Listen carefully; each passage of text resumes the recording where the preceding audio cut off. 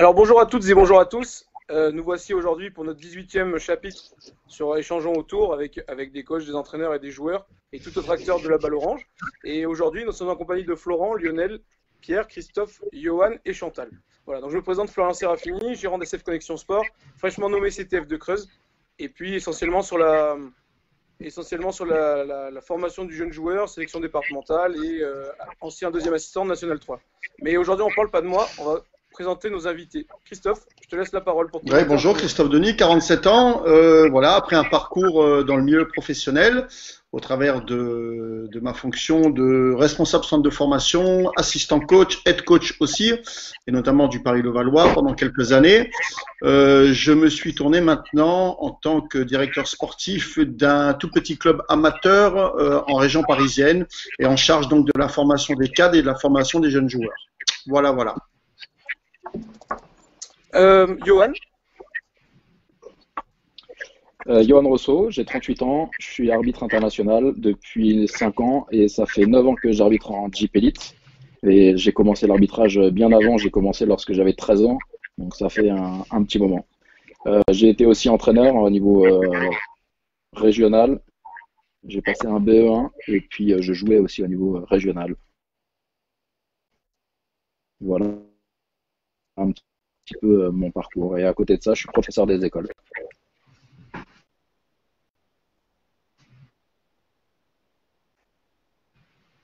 Ok, Chantal. Moi déjà, j'ai joué 10 ans en première division, donc j'ai commencé très tard l'arbitrage, contrairement à Johan.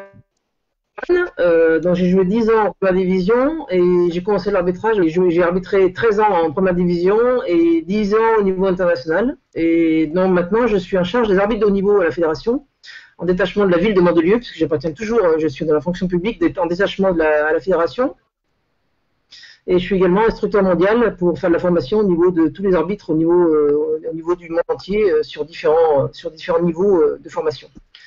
Voilà. Et présidente à l'occasion, quand je suis un peu là, présidente du club de Mandelieu et Napoule. Voilà, on a 260 licenciés. Et je vous passerai mon âge. Ça marche. Lionel. Écoutez, Lionel Béton, 49 ans bientôt, à la fin de l'année.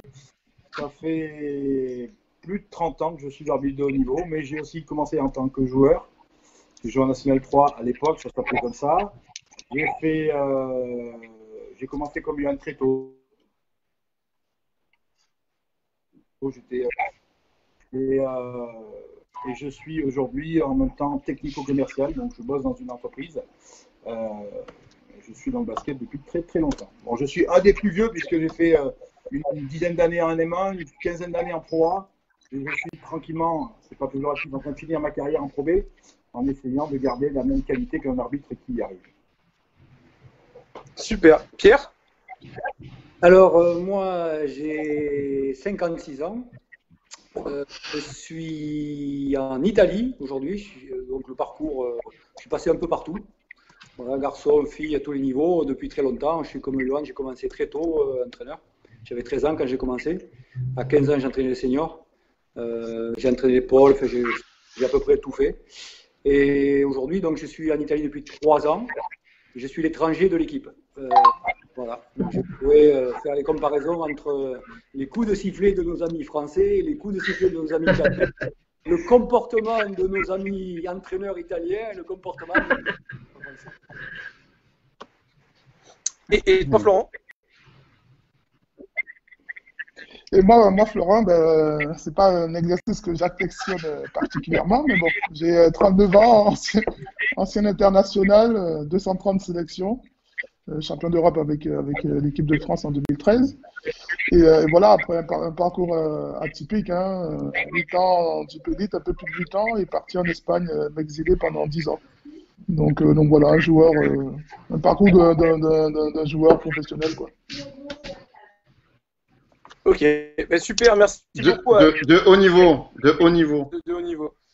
Un parcours de joueur professionnel de très haut niveau. Ouais, avec toute humilité, ouais. C'est pour ça que j'aime pas cet exercice-là. Mais bon. On est là pour te le rappeler quand même. Mais merci en tout cas à tous d'avoir accepté l'invitation. Et puis on va démarrer tout de suite. La première question va être pour Christophe. Comment peut-on définir le rôle de l'arbitrage et qu'attendez-vous du rôle de l'arbitrage? le rôle pour moi, le rôle de l'arbitrage permet le jeu, c'est-à-dire que déjà sans arbitre, il n'y a pas de match. Il facilite le jeu dans le respect d'un règlement qui a été pensé donc par certaines personnes. Ça, c'est le premier point. Je dirais dans un deuxième temps qui forcément, au travers du règlement, il permet aussi, il donne toutes les garanties quant à la protection des joueurs et la protection de leur intégrité physique. Ça, c'est quelque chose de très très important. Voilà, et c'est comme ça que je définirais le rôle de l'arbitrage. Toi, Florent? Déjà, il faut dire que les arbitres et les joueurs, on a une passion commune, qui est le basket. Et je pense que le rôle vraiment, pour moi, d'un arbitre, c'est quelqu'un qui, comme l'a dit Christophe, hein, qui facilite le jeu, qui est là pour faire, entre guillemets, respecter les règles. Et voilà, hein, c'est vrai que quand j'étais plus jeune, j'avais tendance à ne pas me placer de l'autre côté de l'arbitrage. Je sais que c'est un job très difficile. Et j'ai beaucoup de respect maintenant pour les arbitres parce que quand tu te mets à leur place, tu te dis c'est vraiment pas évident de supporter la pression qu'ils ont et d'avoir le public et les équipes et les joueurs surtout derrière eux. Donc je tiens vraiment à leur tirer mon chapeau, leur dire mais merci de faire avancer le basket, hein, parce que on parle beaucoup des joueurs, mais il faut pas oublier que les arbitres aussi ils sont là pour faire évoluer le basket et heureusement qu'ils sont là. Pierre? Bon, je reviens sur ce que dit Christophe. C'est d'abord l'intégrité physique, donc protéger l'intégrité physique parce que sous couvert de spectacle, on laisse tout faire et n'importe quoi et donc c'est dangereux, c'est une pratique qui est dangereuse, donc pas intérêt à ce que les joueurs soient blessés. Première chose. Et la deuxième chose, je dirais un peu cette idée de traducteur, c'est-à-dire que il y a des règles, mais c'est comme dans la langue. Moi, j'ai appris l'italien. Quand on parle français comme en Italie, on ne comprend rien. Et quand on parle italien comme en France, on ne comprend rien aussi. Et pourtant, on joue les uns contre les autres. Donc, en fait, il faut traduire des règles qui ne sont pas identiques d'un côté et de l'autre de la frontière, quoi. Et je crois que ça, c'est la vraie difficulté parce que d'abord, les gens ne connaissent pas les règles. Donc, nous, entraîneurs, on ne connaît pas bien les règles, les joueurs, encore moins. Et après, les interprétations qu'on en fait ne sont pas toujours les mêmes ou parfois claires. Et je pense qu'on aurait tous à gagner en clarifiant un peu les règles, pourquoi elles existent et comment on les interprète. Donc je dirais que le côté un peu professeur d'école et traducteur me plairait bien. Lionel?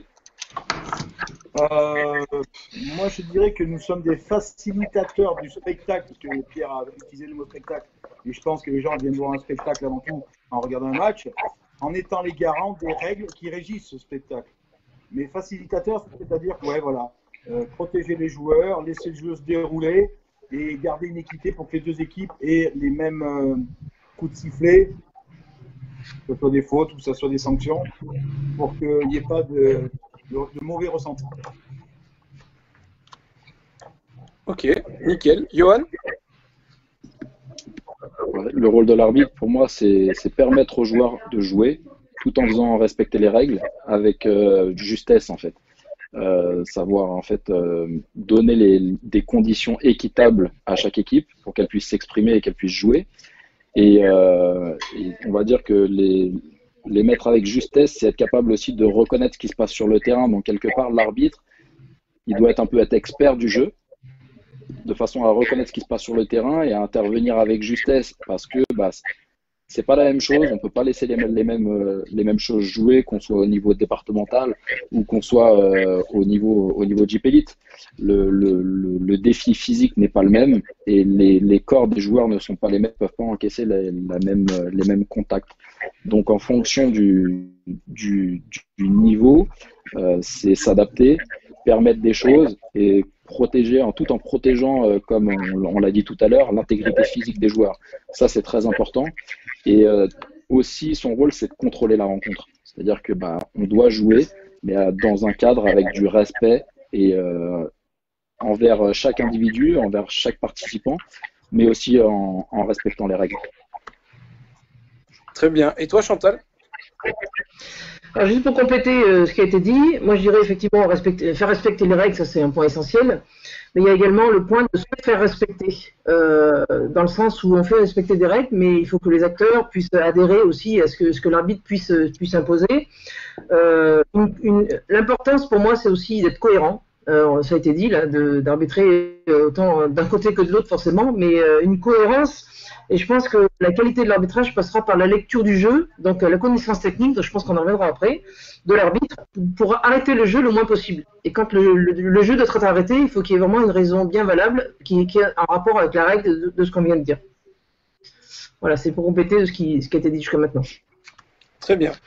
Alors, j'en profite pour saluer toutes les personnes qui commencent à nous dire bonjour sur Facebook. N'hésitez pas à réagir, à nous poser des questions. Nos intervenants sont là pour y répondre en direct. La seconde question va être sur les missions de l'arbitre. Quelles sont les missions de l'arbitre selon vous? Et qu'attendez-vous des missions de l'arbitre sur un terrain? Lionel, je te laisse démarrer.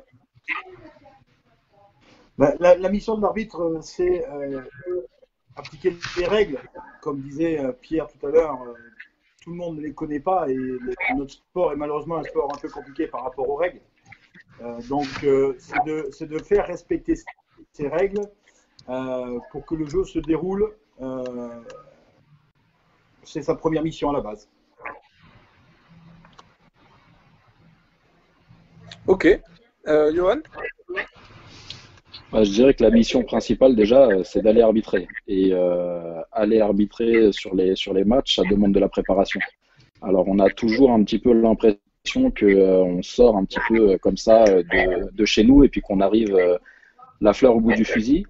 Mais il y a toute une partie un peu méconnue de préparation qui nous amène à préparer, on va dire, cette rencontre, qui est un peu notre mission. Et donc je dirais que notre mission, déjà, c'est organisationnel. C'est déjà s'organiser pour se rendre sur place sur le lieu d'une rencontre. Mais c'est aussi la préparer physiquement. Ça demande, mine de rien, de l'entraînement parce qu'il faut suivre la capacité physique des joueurs qui sont sur le terrain. Et plus on monte de niveau et plus ça va vite et plus ça court vite. Et du coup, il faut être frais au niveau mental pour pouvoir juger parce qu'à la fin du match, les actions sont les plus importantes. Et si on n'est pas en condition physique, mentalement, on est en difficulté pour juger ce qui se passe. Donc, il y a une grosse mission physique, je dirais. Et puis, bien sûr, il faut connaître les règles, connaître le règlement. Pierre parlait tout à l'heure de traducteur. On est un petit peu là pour décoder un petit peu ce qui se passe sur le terrain et puis de le mettre en relation avec le règlement. Et puis on doit être capable en fait de reconnaître ce qui se passe sur le terrain, de le mettre en relation avec le règlement pour pouvoir savoir si on doit intervenir ou pas. Parce que le règlement, il est écrit, c'est beaucoup de choses, c'est de la lecture, mais après il faut imager tout ça et puis il faut être capable de le reconnaître sur place. Et puis après, une fois qu'on arrive sur place, notre mission, c'est de représenter la fédération, c'est d'arbitrer et comme on le disait tout à l'heure, c'est de présenter des conditions quasi idéales pour les joueurs pour qu'ils puissent juste avoir à se concentrer sur le fait de jouer leur match et d'essayer de gagner. Ok, Chantal? Oui, pour compléter, les missions, c'est vrai qu'elles sont diverses par rapport à différents domaines. Comme je l'ai dit tout à l'heure, la connaissance du jeu est très importante pour pouvoir analyser les situations sur le terrain. Tout ce qui est préparation physique, préparation mentale, être prêt sur le niveau de compétition dont font partie les arbitres, parce que comme vous savez, il y a différents niveaux, du niveau départemental au plus haut niveau, JP Elite et international. Et bien sûr le but, parce que quand on parlait des règles, il y a des règles bien précises, comme je vous donne un exemple, je sais pas, les 3 secondes, le marché, c'est des règles qu'il faut appliquer et elles sont là. Par contre, il y a des règles de jugement sur des contacts, par exemple, qui sont beaucoup plus difficiles pour les arbitres d'analyser, et c'est là que l'arbitre a une mission de travailler régulièrement sur des situations sur lesquelles d'ailleurs je fais travailler les arbitres tout au long de l'année, sur des situations vidéo où on travaille simplement sur des erreurs, parfois des erreurs à ne pas produire, pourquoi on a fait ces erreurs-là. Donc moi je dirais aussi la mission d'un arbitre, c'est aussi de faire le moins d'erreurs possible, sachant qu'un arbitre sans erreur, ça n'existe pas. Ça fait partie du jeu, et je pense que l'arbitre travaille toute l'année, tous les arbitres de haut niveau, je pense qu'on en parlera un peu plus tard, les arbitres de haut niveau travaillent énormément tout au long de l'année, et je les suis tout au long de l'année, et pour les faire progresser, et pour qu'ils fassent le moins d'erreurs possible, et que les matchs se passent du mieux possible sur le terrain. Pierre, tu as un regard sur cette question? Ouais, j'ai 2 ou 3 réflexions qui me viennent à la volée, parce que bon, le rôle et l'émission, c'est assez proche quand je parlais de traducteur, parce qu'on a dit des choses qui étaient parfois antinomiques sur laisser le jeu se dérouler, respecter les règles. C'est compliqué de faire les deux. Donc je pense qu'il faut se concentrer. Le fait, moi j'en ai déjà parlé avec Chantal des milliards de fois, il y a des règles pour les respecter, point. Voilà. Et déjà les respecter, c'est compliqué. Et donc les gens doivent comprendre que voilà, quand on prend une balle à mouvement et qu'on c'est difficile à lire, des fois au ralenti on ne voit pas bien. Donc, c'est moi, j'ai un appel. Et donc c'est déjà compliqué ça. Donc faire respecter les règles, c'est un postulat de base. Mais les règles ne sont pas les mêmes pour tout le monde. Moi, juste une proposition. J'ai l'occasion d'avoir Chantal au téléphone. À l'intersaison, je regarde des matchs du championnat espagnol, par exemple. Donc peut-être que ça, c'est une question pour Flo. Je regarde des matchs américains. Je regarde, bon, maintenant je parle italien, je regarde des matchs à la télé italienne. Il y a des commentateurs. Les commentateurs sont spécialistes. Dans le sens vraiment spécialiste. Donc, mais le journaliste est spécialiste. Et quand il commente, il commente en faisant référence à la règle, à ce qui est autorisé. Et donc après, je pense que ça permet aussi de clarifier, parce que nous on joue avec le public, on n'a pas parlé du public. C'est intéressant qu'il y ait des supporters et des fans qui soient là aussi, pour donner leur avis, parce qu'eux, ils ont une méconnaissance encore plus importante. Ils sont dans l'émotion complètement. Donc ils mettent des fois des réactions qui sont très très fortes vis-à-vis d'une bonne décision de l'arbitre. Ça ne va pas dans le sens, tout simplement par méconnaissance. Donc un des angles, moi je pense depuis longtemps, ça serait à la télévision par exemple, de mettre des... On pourrait très bien, toi Christophe, tu fais ça, toi, tu fais toujours des commentaires à télé, non? Oui. Attends. On peut très bien imaginer, quand il y a des actions, d'avoir des flashs sur le rappel à la règle en disant, voilà, oui, là, il y a une faute parce qu'il n'est pas autorisé, dans une position post-up, de pousser avec les bras. Tout ça, les gens ne le savent pas. Si, ça dépend. Oui, mais non, des fois, ça dépend. Non, ça dépend beaucoup de l'appréciation de l'arbitre. Donc, un coup de sifflet que tu peux avoir d'un côté, peut-être pas le même coup de sifflet alors que c'est la même action. Donc, voilà. Ma question pour toi, c'est de dire, est-ce que le championnat français et le championnat espagnol, c'est sifflé pareil? Non, c'est pas sifflé pareil. C'est vrai que le championnat espagnol, il laisse beaucoup moins le contact, quoi. C'est vrai qu'il laisse beaucoup plus jouer, beaucoup plus le spectacle, alors que le championnat français, c'est un championnat beaucoup plus physique, donc les contacts, ils sont un peu plus autorisés. Donc voilà, c'est pour ça que... Excusez-moi, on en revient à une position de départ qui était de dire le spectacle, la règle. On ne peut pas faire les deux. Non, donc, on ne peut pas faire les deux. Ça passe bien, il faut respecter la règle. C'est ce que les Espagnols font depuis 10 ans, ou même peut-être plus. Je pense, pour rebondir, Pierre, sur tes propos, il est facile de rester scotché à la règle quand on parle de violation. Mais par contre, dès qu'on parle de faute et de contact, on est obligé de juger l'impact des contacts. Et aussi, tout en liant à cet aspect technique dont tu parlais.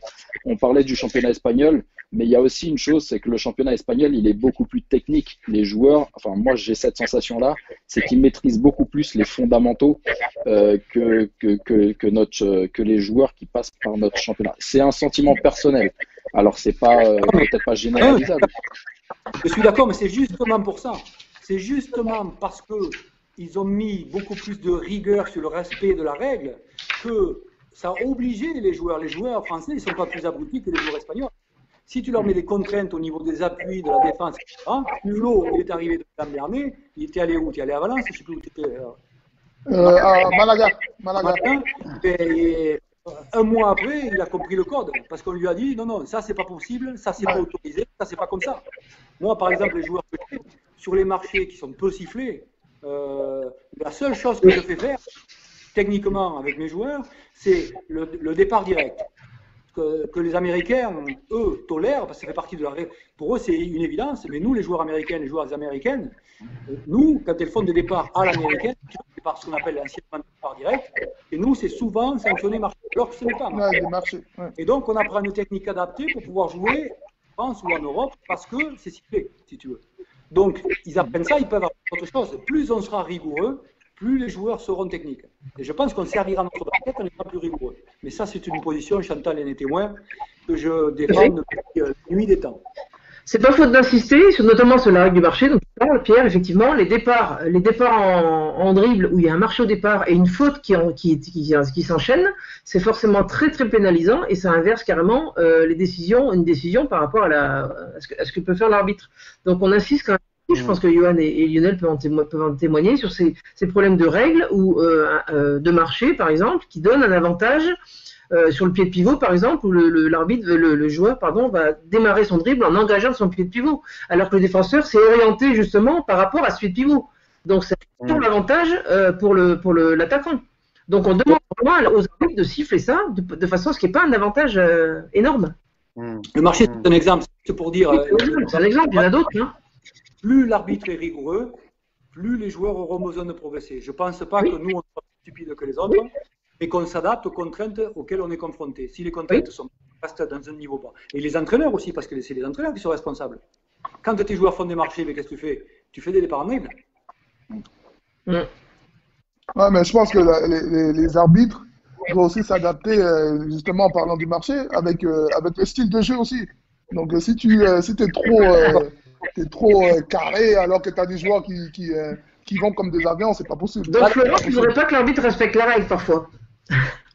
Non, je pense que non, c'est pas ne pas respecter les règles, mais sentir s'il y a un avantage ou pas, quoi.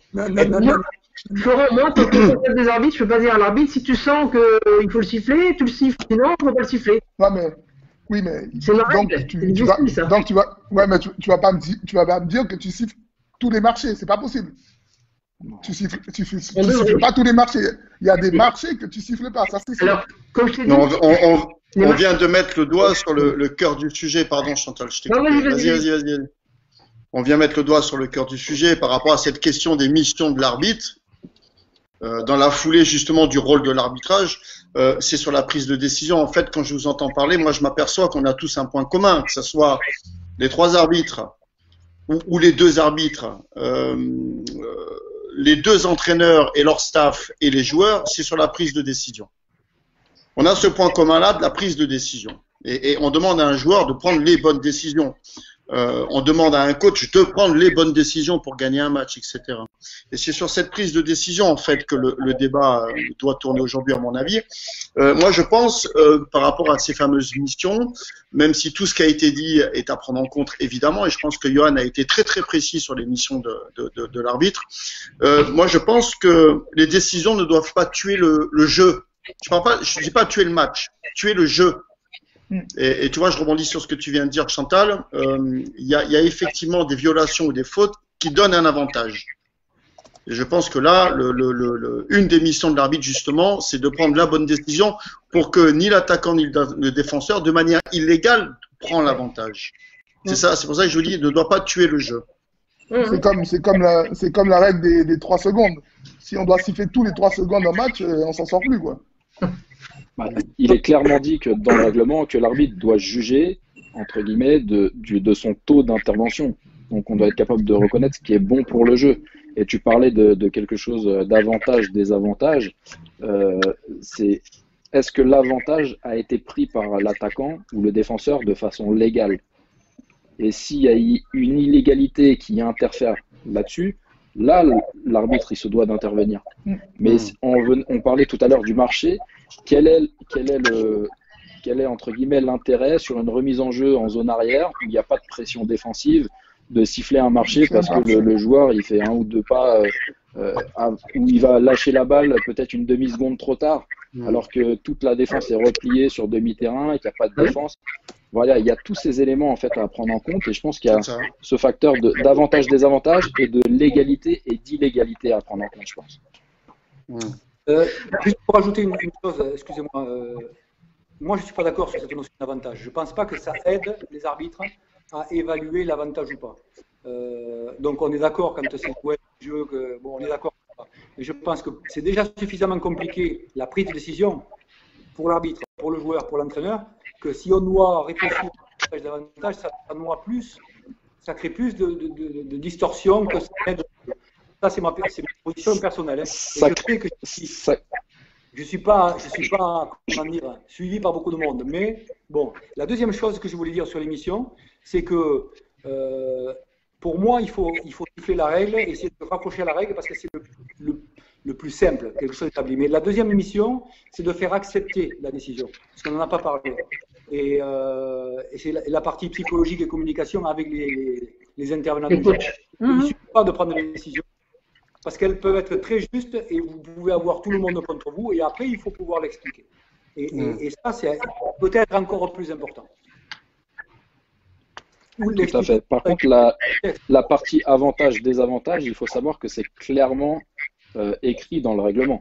Donc, c'est clairement pris en compte par les gens qui font les règles du jeu. Oui, oui. Mais effectivement, ça laisse place à l'interprétation et ça laisse place du coup à de l'incompréhension derrière. Alors, pour parler de la notion d'avantage et désavantage, je pense que Pierre ne me contredira pas. Quand on fait des réunions d'entraîneurs et qu'on montre des vidéos, de dire, par exemple, on demande aux entraîneurs, allez, celui-là, est-ce que pour vous, il faut siffler ou pas siffler? Un exemple, une contre-attaque, où il y a une petite faute, on laisse jouer, ou on laisse jouer et le joueur va marquer 2 points facilement, ou on siffle une petite qui va casser le jeu, entre guillemets. Les entraîneurs, il y en a la moitié qui vont vous dire il faut siffler, et il y en a la moitié qui vont vous dire il ne faut pas siffler. Donc, quelle est la stratégie qui va amener par rapport à ça? Moi, je suis plutôt du style du no-call, parce qu'on a dit le no-call et le best call par rapport au fait qu'on ne casse pas le jeu, et qu'on casse pas le jeu, et qu'on privilégie 2 points plutôt que de siffler une faute. Après, l'entraîneur va vous dire, je sais que Pierre, il est contre ça, c'est la 5e faute du joueur, tu ne le siffles pas, il y a incidence, par exemple. Non, mais après, moi, ça me va bien. Il faut qu'il y ait une politique. Voilà. Après, quand tout le monde le sait, tout le monde peut l'accepter. On ne va pas monter sur nos grands chevaux quand il y a des choses comme ça, des détails. Il faut qu'il y ait une politique claire. Et après qu'elle soit expliquée, après tout s'explique. C'est ça.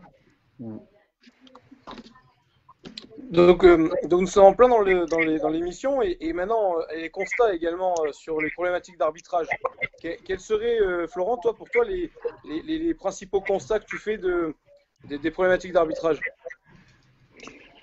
Ben déjà pour moi, la communication. La communication, pour moi, c'est super important que l'arbitre ait un dialogue avec les joueurs. C'est vrai qu'il y a des arbitres, à peine parler, ils se braquent et pour moi, c'est super compliqué. Autant, j'ai pu comprendre qu'ils ont de la pression, mais nous aussi, nous les joueurs aussi, on a cette pression aussi. Et je pense qu'il y a beaucoup de choses, d'actions pas sifflées que nous, les joueurs, on pourrait comprendre s'il y a un dialogue. Et le fait qu'il n'y ait pas de dialogue, je pense que ça frustre tout le monde, ça frustre nous, les joueurs, mais ça frustre aussi les arbitres. Et je pense que si on veut faire avancer, faire avancer le jeu, faire avancer le basket, il faut vraiment qu'on essaye de trouver un vrai dialogue entre les joueurs et les arbitres. Donc, mais c'est très compliqué parce qu'il y a de l'enjeu des deux côtés, quoi. Et comme le disait Johan, les arbitres, ils n'arrivent pas au match, ils sortent pas du 13, ils arrivent au match, quoi. Ils préparent le match, ils font des débriefings aussi, donc ils ont aussi des comptes à rendre. Donc, je pense que s'il y a un dialogue, il y a beaucoup de choses qu'on pourrait éviter. Mais Flo, tu disais tout à l'heure, et tu l'as perçu dans ta vie, tu as changé de regard par rapport à l'arbitrage qu'avant, tu n'arrivais pas à dialoguer, tu n'arrivais pas à faire tes échanges. Et il y a quelques fois, pour nous, c'est compliqué d'aller expliquer à un joueur une information technique par rapport à ce qu'on a sifflé, parce que le joueur ne veut pas entendre. Il est persuadé d'avoir appliqué une consigne du coach ou de l'avoir bien fait, et nous, on a vu autre chose.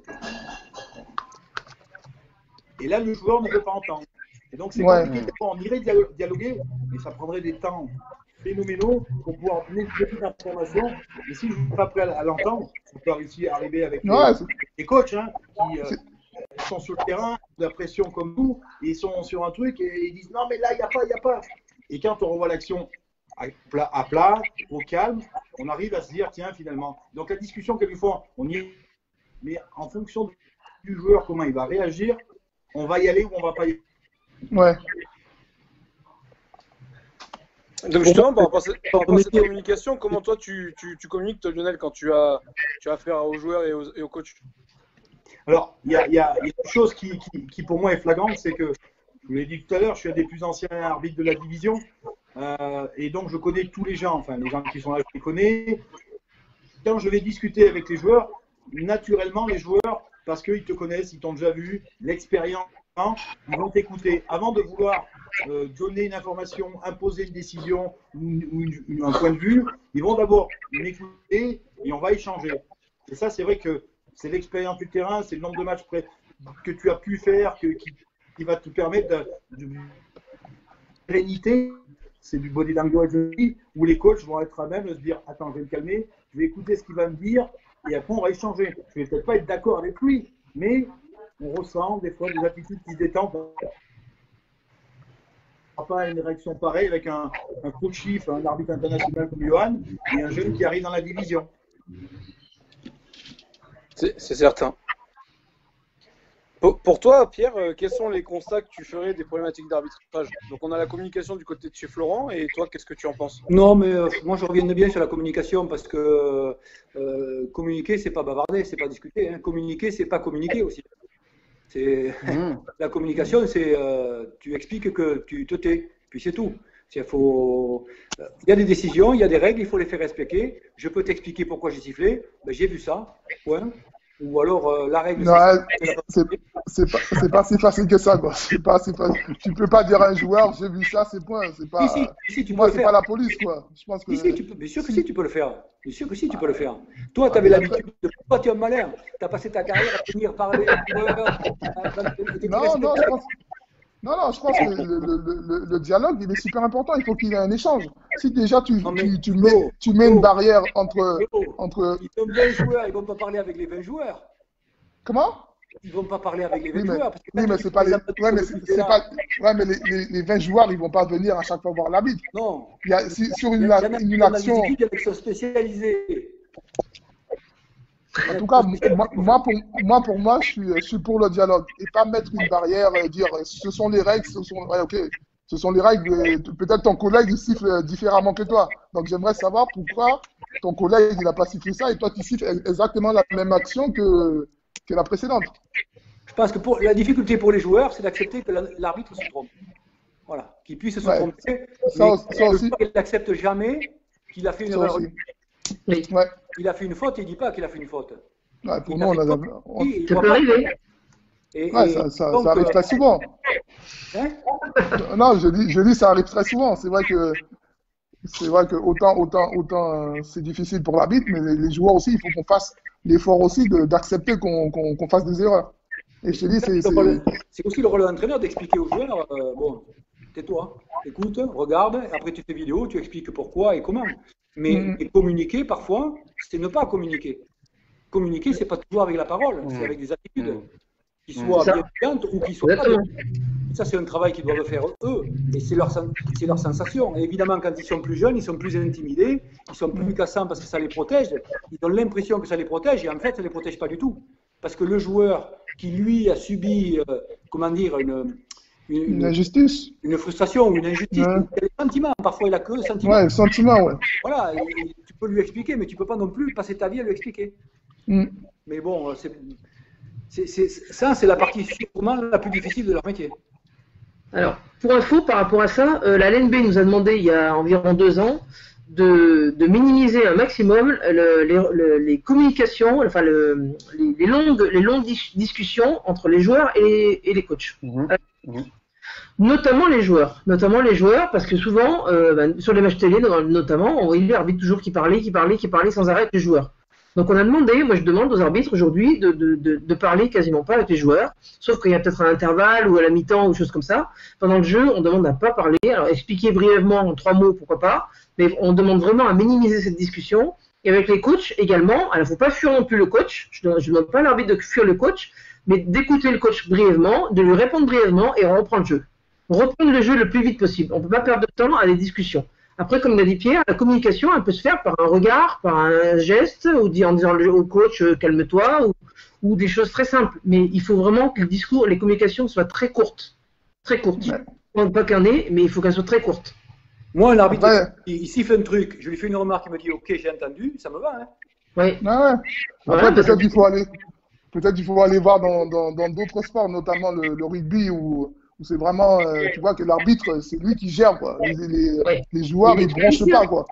Ah ouais, les joueurs, ils bronchent pas. Je siffle, c'est comme ça, et c'est pas autrement. Donc, je pense qu'il y a aussi un problème d'éducation aussi, quoi, qu'il faudrait avoir dès le départ. Et aussi Exactement. le respect surtout de l'arbitre. Et la communication, c'est l'affaire de tous. Hein. C'est pas que la responsabilité de l'arbitre. C'est tous les acteurs du jeu qui doivent apprendre à communiquer. Moi, je suis un peu de ton avis, Flo. Bien sûr qu'il ne faut pas rompre le dialogue et se refuser de communiquer. Par contre, il faut apprendre à communiquer correctement. Et notamment des moments. On parlait de sentiments de frustration, parce que c'est souvent, c'est un sentiment qui ressort beaucoup pendant les matchs. Dans la communication avec le corps arbitral, c'est parce qu'on est frustré qu'on communique.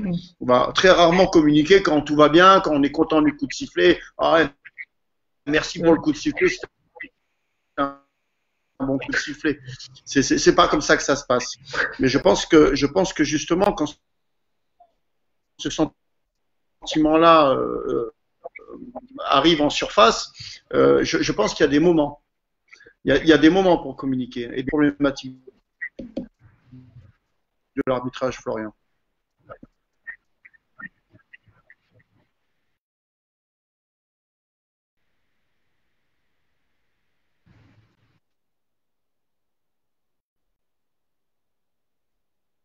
Moi, je suis tout à fait. C'est pas le seul, il y en a d'autres derrière, hein, mais Je vous rejoins sur le. mais c'est important de bien communiquer. Le moment où on approche l'arbitre avec respect, bah, c'est plus facile d'avoir une réponse respectueuse que quand on arrive sous le coup de l'émotion de façon un petit peu agressive. Bah, en tant qu'arbitre, on n'a pas forcément envie de répondre calmement parce qu'on se fait entre guillemets agresser verbalement ou physiquement dans une certaine limite, mais ça engendre une réponse qui est différente que lorsqu'on est approché, on va dire, avec politesse et par une question ouverte ou des choses comme ça. Et du coup, la réponse, elle est totalement différente. Et puis, il y a le moment qui est important, que tu soulignais tout à l'heure. On ne peut pas parler, par exemple, lorsqu'il y a une transition ou lorsqu'il y a une contre-attaque. Mais par contre, peut-être qu'entre les lancers francs ou juste avant une remise en jeu, il y a la possibilité de discuter très brièvement parce qu'on a des consignes aussi pour non pas pour que ce soit bref et que le jeu aussi reprenne. Et voilà. Mais je pense que aussi dans l'arbitre, dans la communication, il a un rôle important et son rôle important, c'est d'écouter. Parce que souvent, dans la communication, on n'écoute pas, enfin, on écoute pour répondre et on n'écoute pas pour comprendre. Il faut, je pense, quand on reçoit un message, écouter et comprendre ce qui est dit, comprendre le message et pourquoi il est dit, de façon à apporter une réponse adaptée. Des fois, il n'y a pas besoin de répondre. Des fois, c'est juste l'entraîneur ou le joueur, il veut focaliser notre attention sur un point et il n'y a pas forcément besoin de répondre. Mais par contre, le fait de l'écouter, bah, ça va peut-être le calmer et ça va créer une relation de confiance. Dans l'autre problématique, je pense qu'il y a aussi une méconnaissance du rôle de l'arbitre. Je pense que c'est un côté c'est un rôle qui est un peu mystifié, qui est sombre et qui n'est pas connu en fait des gens. Et je pense qu'on l'a commencé un petit peu à le souligner tout à l'heure, c'est le statut de l'erreur et l'acceptation de l'erreur. Parce que je pense, on a accepté que les joueurs fassent des erreurs, on a accepté que les coachs fassent des erreurs, mais l'erreur de l'arbitre est un petit peu moins acceptée. On a acquis le fait qu'un joueur puisse rater des tirs, qu'il puisse faire la mauvaise lecture du jeu, que le coach puisse amener un système qui n'est pas adapté. Mais lorsque l'arbitre commet une erreur de jugement, on est un petit peu peut-être moins tolérant, je pense, sur ça. Après, bien sûr, il y a le moment de cette fameuse erreur dont on parle. Si c'est au début du match, c'est beaucoup plus facile parce qu'il y a beaucoup moins d'impact. À la fin, forcément, il y a beaucoup plus d'impact. Et pour moi, il y a une autre problématique, et je vais mettre les pieds dans le pot tout de suite, c'est la professionnalisation de l'arbitrage. Les joueurs sont professionnels, les coachs sont professionnels, beaucoup de dirigeants sont professionnels, mais les arbitres, on est professionnels dans notre attitude, mais on n'a pas les conditions réellement professionnelles pour qu'on soit à 100% dans le basket comme vous pouvez l'être. Alors, on va adapter, c'est-à-dire qu'on va passer beaucoup de temps hors temps professionnel. Donc, moi, je suis professeur des écoles, donc ça me laisse un petit peu de temps aussi à côté. Et je vais donner beaucoup de ce temps dans ma passion qui est l'arbitrage. Mais vous, on va dire que c'est professionnel, c'est organisé dans votre journée et comment dire, et vous avez un statut qui est reconnu. Alors que nous, on a encore un statut un peu, excusez-moi le mot, mais un petit peu bâtard encore. On est semi-professionnel, quoi. Et je pense que ça, c'est une des problématiques actuelles. C'est vrai, Jean-Denis Chouvet l'avait relevé sur un des lives qu'on avait fait auparavant, qu'il ne comprenait pas pourquoi justement les arbitres n'étaient pas au même titre que les joueurs ou les entraîneurs professionnels. Bah, ça permettrait par exemple aux arbitres éventuellement de s'entraîner, d'aller sur les entraînements des professionnels. À une époque, on a voulu mettre en place ce genre de système où les arbitres allaient éventuellement sur des entraînements. J'allais avec Christophe au PBR, ça m'est arrivé plusieurs fois. Et bah, le problème pour nous, c'est que vos entraînements, ils sont pendant la journée et pendant qu'on travaille. Et encore, moi, j'habite la région parisienne, donc c'était facile pour moi d'aller au PBR, mais il y a des arbitres qui habitent à 50 km, à 100 km du club professionnel le plus proche. Et donc, ça dit, bah, il faut d'abord qu'ils aillent au travail, il faut qu'ils sortent du travail, il faut qu'ils se rendent dans ce club professionnel. Et du coup, bah, ça ne facilite pas, on va dire, la collaboration et le travail en commun, quoi. Alors, pour votre information, il y a un groupe de travail qui est actuellement en cours sur l'étude de la professionnalisation de l'arbitrage, où justement on aimerait, nous, avoir au moins un groupe d'arbitres professionnels, mais bon, forcément, c'est le côté financier qui bloque rapidement, mais il y a quand même une étude de fait sur comment on peut arriver à professionnaliser des arbitres de basket pour optimiser justement leur performance au plus haut niveau. Parce que comme l'a dit Johan, la plupart des arbitres travaillent, ou certains, pour votre information, ont fait le choix de se mettre à 50% par exemple de leur travail, et ils comptent sur l'arbitrage dans leur temps libre, mais il faut savoir qu'un arbitre qui se blesse ou un problème de Covid comme ils ont vécu au mois de mars, il y a des arbitres qui se sont trouvés dans la guerre parce qu'ils avaient fait le choix de se mettre à 50% et ils se sont trouvés sans rien, quoi.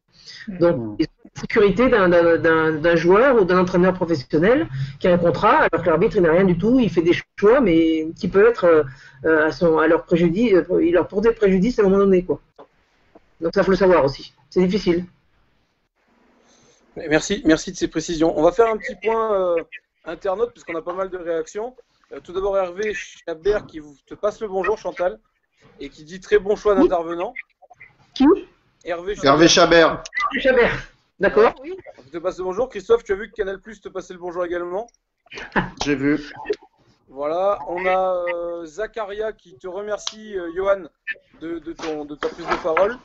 On a également Jeff qui nous dit la règle est simple, dans le doute, il ne faut pas siffler. Et malheureusement, chez certains arbitres, c'est l'inverse. Et il continue en disant ça fait des années que je dis que les recyclages arbitres et coach doivent se faire ensemble, d'une part pour nouer des liens, d'autre part pour échanger, et que tout le monde ait le même discours. Il ne faut pas faire deux mondes à part.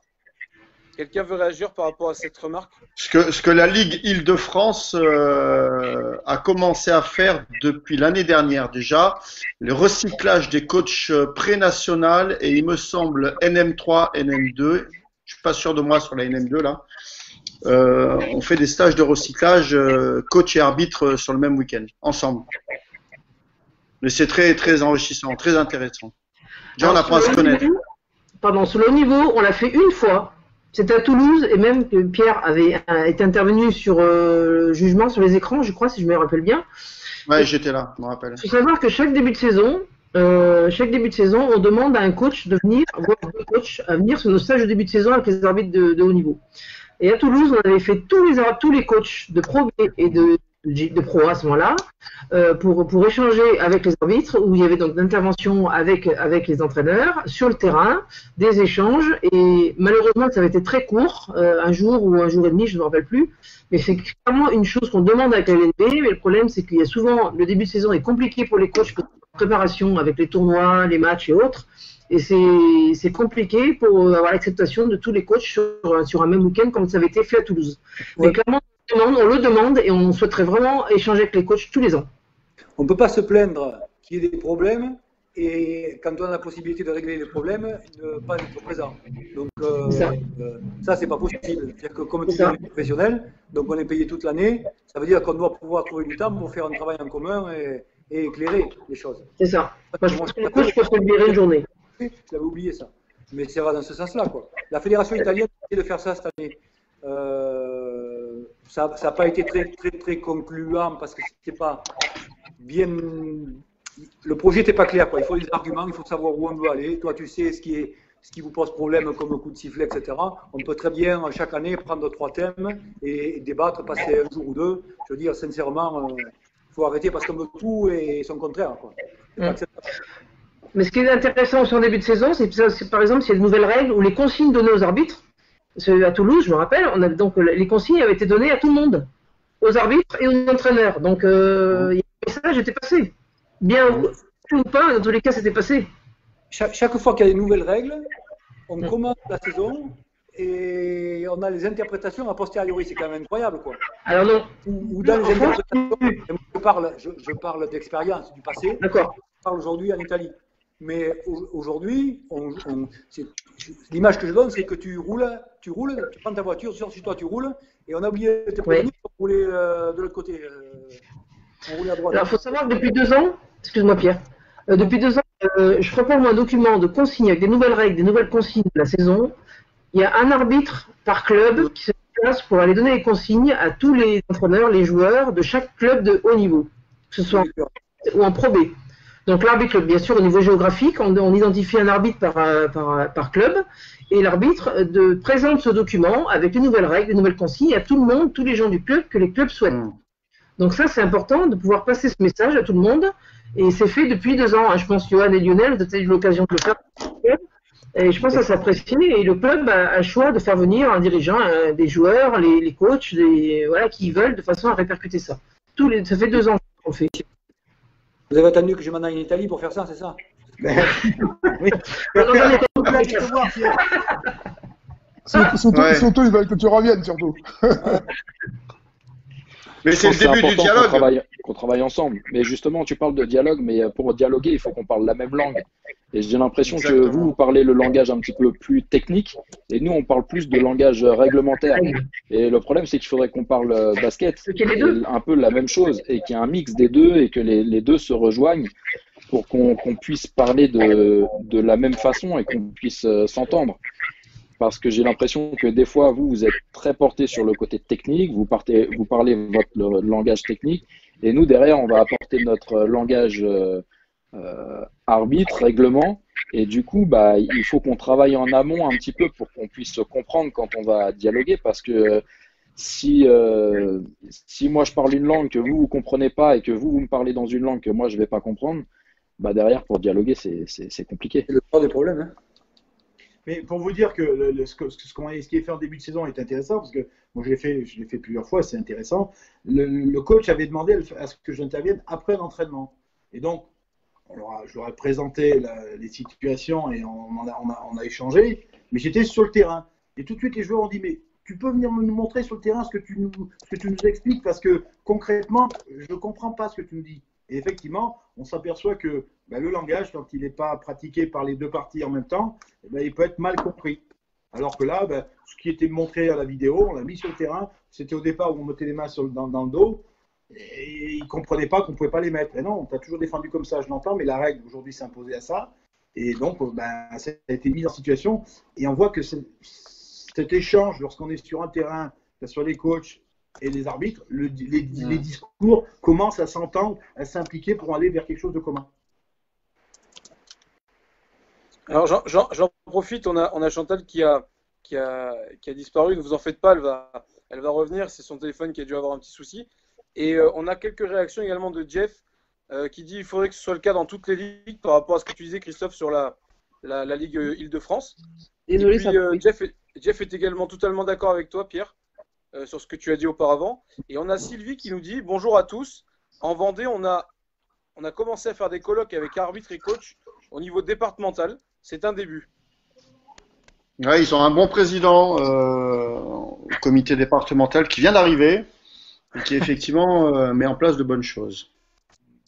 On a un autre commentaire là, qui vient de tomber, Fred, qui dit « Malheureusement, dans les échanges entre joueurs, coachs et arbitres, sans évoquer la différence de langage entre technique et règlement, plus on descend de niveau et plus chacun croit détenir la vérité et ne fait plus aucun effort pour aller vers l'autre. »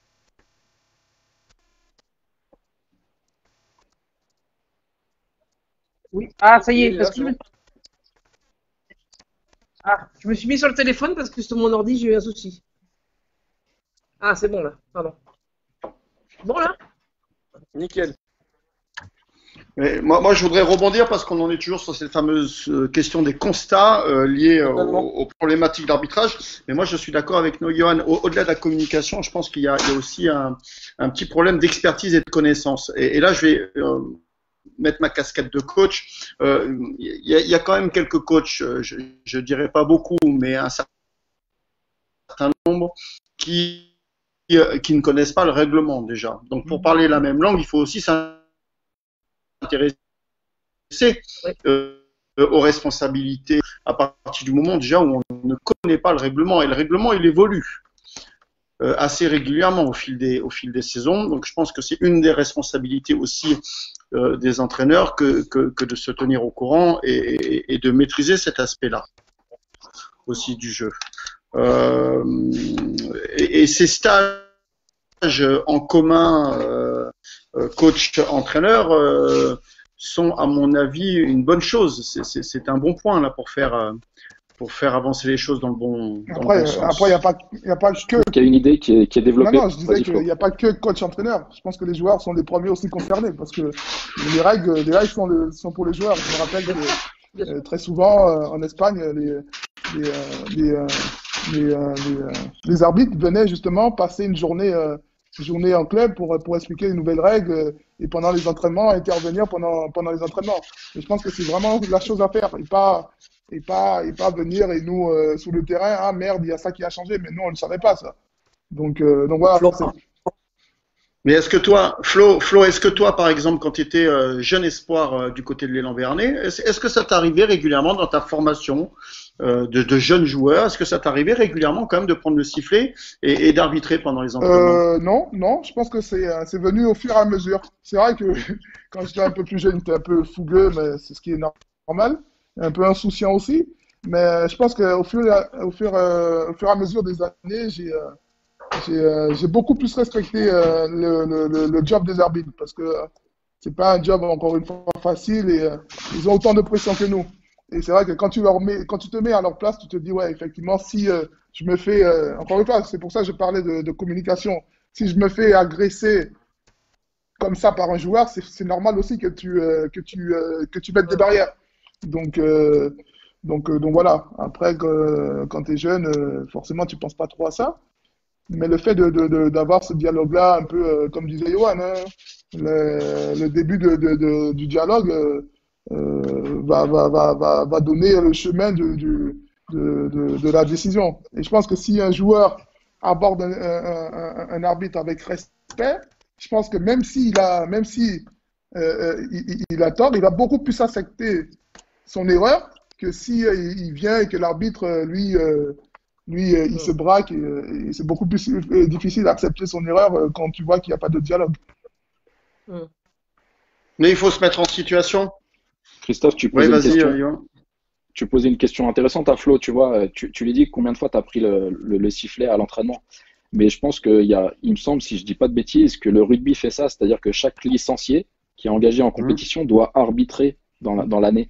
Et je pense que ça serait une idée à creuser un petit peu et pour deux choses.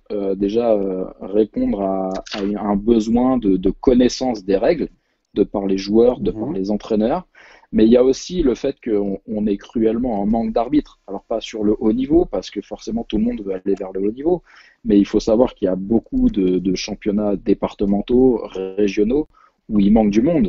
Et peut-être que si on développe aussi chez ces joueurs en passant par l'obligation d'arbitrer une rencontre peut-être dans l'année, peut-être qu'on va développer des vocations, mais aussi on va être dans la peau de l'arbitre, donc on va peut-être développer aussi une certaine empathie et comprendre ce que la personne en face de nous vit et quelles sont ses obligations entre guillemets et son travail sur le moment. Et peut-être que ça aussi permettra aux joueurs d'aller un petit peu plus explorer ce versant des règles qui leur amène aussi des possibilités et des fois qui ne sont pas connues. Et qui peut même les rendre meilleurs, Johan. Moi, je mesure toute la difficulté de ce que tu viens de dire là. Et je vais mettre un peu la lumière sur mon petit club amateur. Permettez-moi cette petite parenthèse. Ici, sur Malakoff, on a créé cette année une école d'arbitrage. Une école d'arbitre, voilà. Et donc, Romain Bourdeau, Chantal, que tu connais peut-être, je sais pas. Un jeune arbitre en devenir, là, sur la région parisienne, et le responsable de notre école. Et donc, on a essayé, alors, obliger les jeunes joueurs à arbitrer, c'est délicat. Je pense que ça doit venir d'eux, et ça doit être une envie. Hein, donc, on les incite fortement, effectivement, à s'intéresser à l'arbitrage. Et j'ai été déjà surpris de voir le nombre de jeunes joueurs. Hein, on a commencé avec les U13, pas en dessous. Les U11, on les sensibilise à d'autres choses. Les U13 jusqu'au U20, j'ai été surpris de voir le nombre de jeunes de notre club intégrer cette école d'arbitrage. Alors, ils ne sont pas tous allés jusqu'au diplôme, le premier diplôme fédéral là, mais en tout cas, ils s'y sont intéressés. Et c'est vrai que Flo, il parlait d'éducation tout à l'heure, on parlait de communication, d'expertise, de connaissances, de gestion de ses émotions aussi, et ça passe par là. Je pense qu'il faut se mettre dans la peau d'un arbitre pour pouvoir être arbitré correctement et interagir avec l'arbitre de manière efficace. C'est important voilà. aussi. C'est important aussi pour nous d'avoir un passé entre guillemets de joueur ou d'entraîneur et pour aussi connaître tu vois, cette frustration. Moi, j'ai longtemps joué au niveau régional, j'ai longtemps coaché et je sais que je suis un mauvais perdant. J'aime pas perdre. Et je connais quel est, le sentiment, tu vois, que ça donne de perdre et de passer une semaine où ta semaine, elle est moralement, elle est compliquée parce que tu as perdu ton match, parce que voilà. Et du coup, bah, c'est quand tu connais ça, tu prends peut-être un petit peu plus ton rôle au sérieux et tu aussi, tu comprends un petit peu ce que la pression et les comportements qu'il y a en face de toi. C'est ça. Alors, pour anecdote, quand je jouais, je prenais beaucoup de fautes techniques. Quand je me suis mis à arbitrer, j'ai pris moins de fautes techniques. Et je continue à jouer. Tu en donnais moins ou... Après, j'en donnais. Mais même quand j'ai continué à jouer en même temps que j'arbitrais quand même, parce que ça me manquait, je prenais moins de fautes techniques quand j'ai commencé à arbitrer, parce que je me suis dit, c'est vrai que bon, quand on me parle comme ça, c'est pas facile. Donc j'ai arrêté d'être un peu dur avec les arbitres quand j'ai arbitré. Alors, je suis témoin. Flo, peut-être que ça serait bien que tu arbitres un peu. Non, mais j'ai compris avec le temps. Hein. Non, mais c'est vrai. Je connais ce rôle-là, c'est différent. Une proposition, une façon de voir le problème un peu différemment, c'est que, à la différence de beaucoup de clubs, nous, quand je joue avec les garçons et avec les filles, c'est pareil, on n'a pas d'arbitre. Personne ne siffle. Les assistants, ils ne sifflent pas. C'est les joueurs qui sifflent. Et donc, c'est pour leur expliquer que l'erreur fait partie du jeu. Qu'en match, il y a des fautes qui sont commises et l'arbitre, il n'est pas censé siffler. C'est pas le joueur qui décide quand il y a faute ou pas faute, c'est l'arbitre. Et donc nous, on est là pour gagner un match et on a parlé des règles et les règles sont faites par l'arbitre. Donc, il faut se préparer à gérer cette frustration parce que nous, on veut gagner. Et donc, s'il ne siffle pas, il faut garder le cerveau activé, ne pas s'énerver, s'adapter, éviter le contact ou défendre plus dur. Ça peut être aussi ça, défendre plus dur, pour s'ajuster. Et donc, parfois, mais ça se passe toujours bien, parfois, quand ça se passe toujours bien, on stoppe, on réexplique qu'il y a la règle, que l'arbitre est là pour faire respecter, mais que parfois il siffle, que parfois il siffle pas, et que ça ne change rien. Et donc, c'est une façon d'apprendre à gérer la frustration et à gérer cette pseudo-faute qu'on pense qui est là, mais que, bon, peu importe, c'est moi qui décide qui est faute. Non, c'est pas moi qui décide, c'est l'arbitre. Qu'elle y soit ou pas, c'est pas le problème. C'est le juge qui va dire, donc toi tu joues. Ton job c'est de jouer et de te taire. Et donc c'est une façon différente d'appréhender le côté un peu respect de la règle et accepter l'erreur. Lionel, tu voulais dire quelque chose avant que Pierre prenne la parole? Non, j'étais témoin par rapport à ce que disait Chantal quand elle était joueuse, que je crois lui avoir mis une technique en tant qu'arbitre, parce que j'ai connu cette période-là. Alors. Ouais, ça m'étonne pas.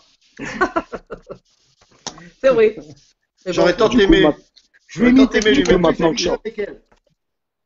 maintenant que Chantal est responsable des arbitres, il fait moins son malin maintenant. Ouais. Alors, je reviens sur les commentaires Facebook parce que c'est en train de pas mal commenter. On a David qui dit d'accord avec Monsieur Rousseau, donc avec toi, Johan, mais pourquoi les formations initiales et les suivantes n'ont pas de partie commune entre entraîneur et arbitre? Parce qu'il faut du temps pour faire changer les choses. Je pense qu'il faut d'abord constater, et puis après, il faut changer des façons de faire. Et les changements, ça prend toujours du temps. Et la deuxième raison, concrètement, c'est ce qu'a déjà dit Pierre, c'est que souvent les calendriers sont jamais les mêmes. Les coachs ont des préparations à faire pour des équipes en saison off. Nous, on est en repos, on se prépare quand eux ont attaqué. Et c'est dur de faire coïncider des calendriers de coachs et d'arbitres pour qu'on puisse trouver des dates communes.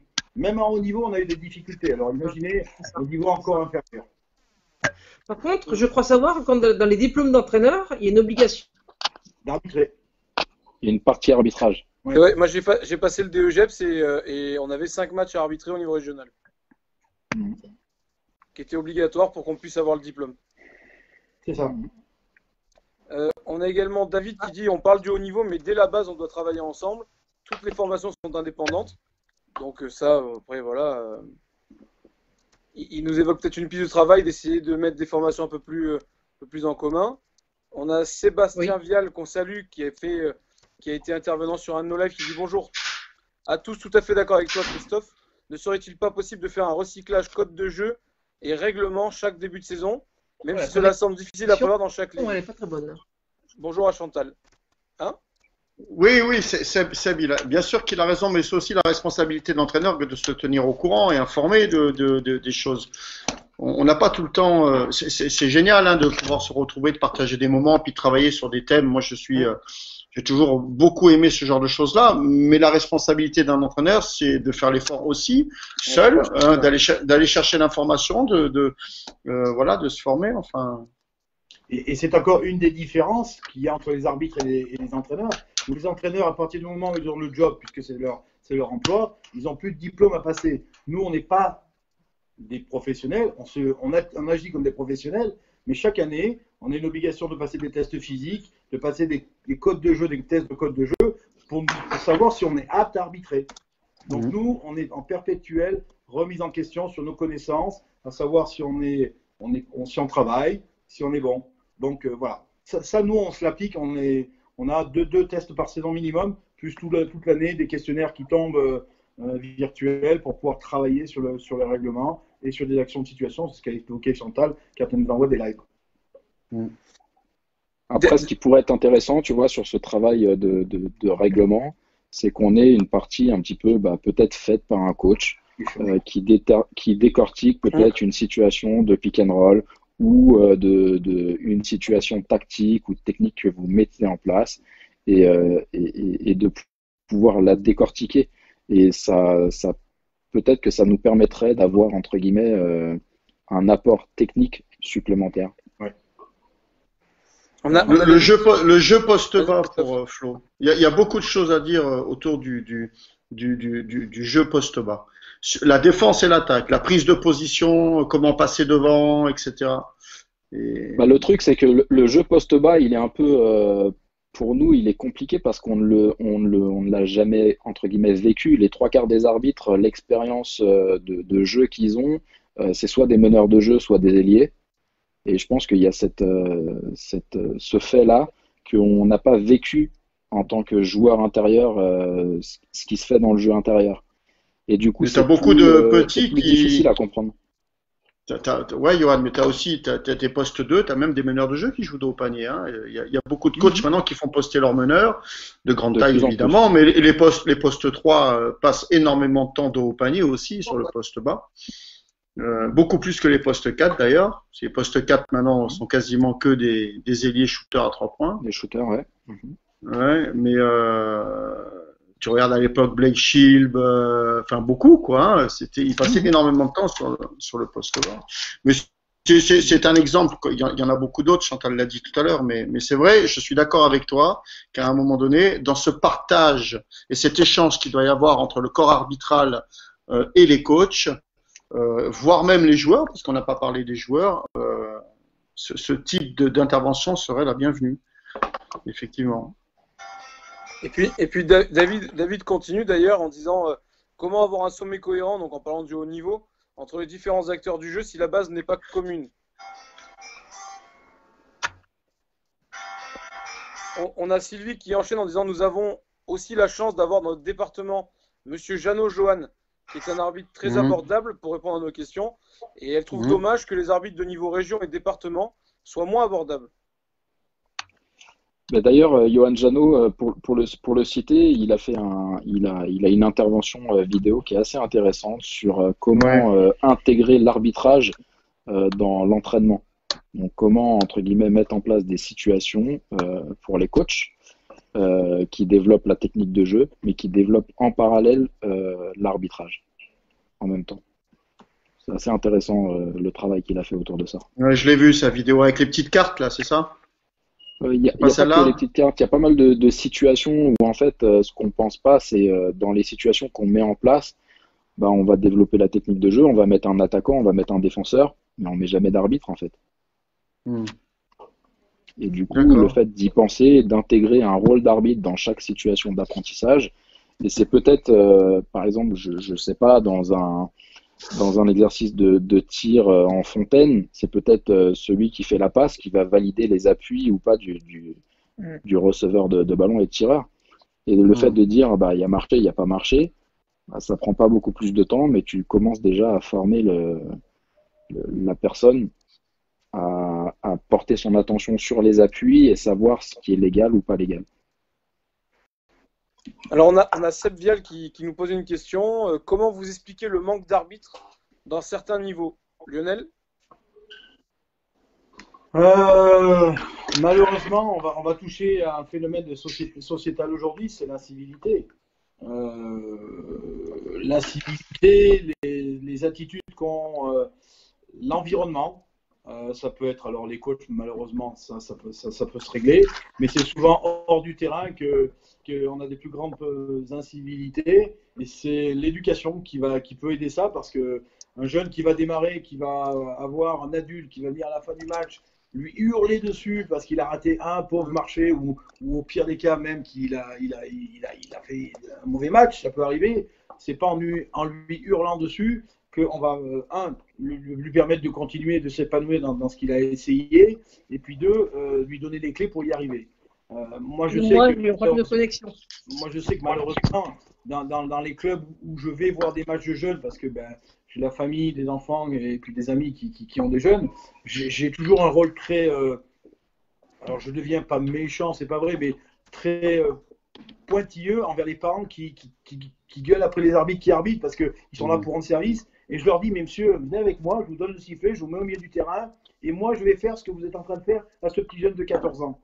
Je vais avoir la même attitude que vous. Et vous allez vous rendre compte, peut-être, que c'est pas comme ça que vous allez aider le jeune à arbitrer. Donc aujourd'hui, on a beaucoup de jeunes qui se lancent et qui malheureusement ne continueront pas parce qu'ils vivent ça. Et on le voit sur tous les terrains, tous les week-ends, malheureusement.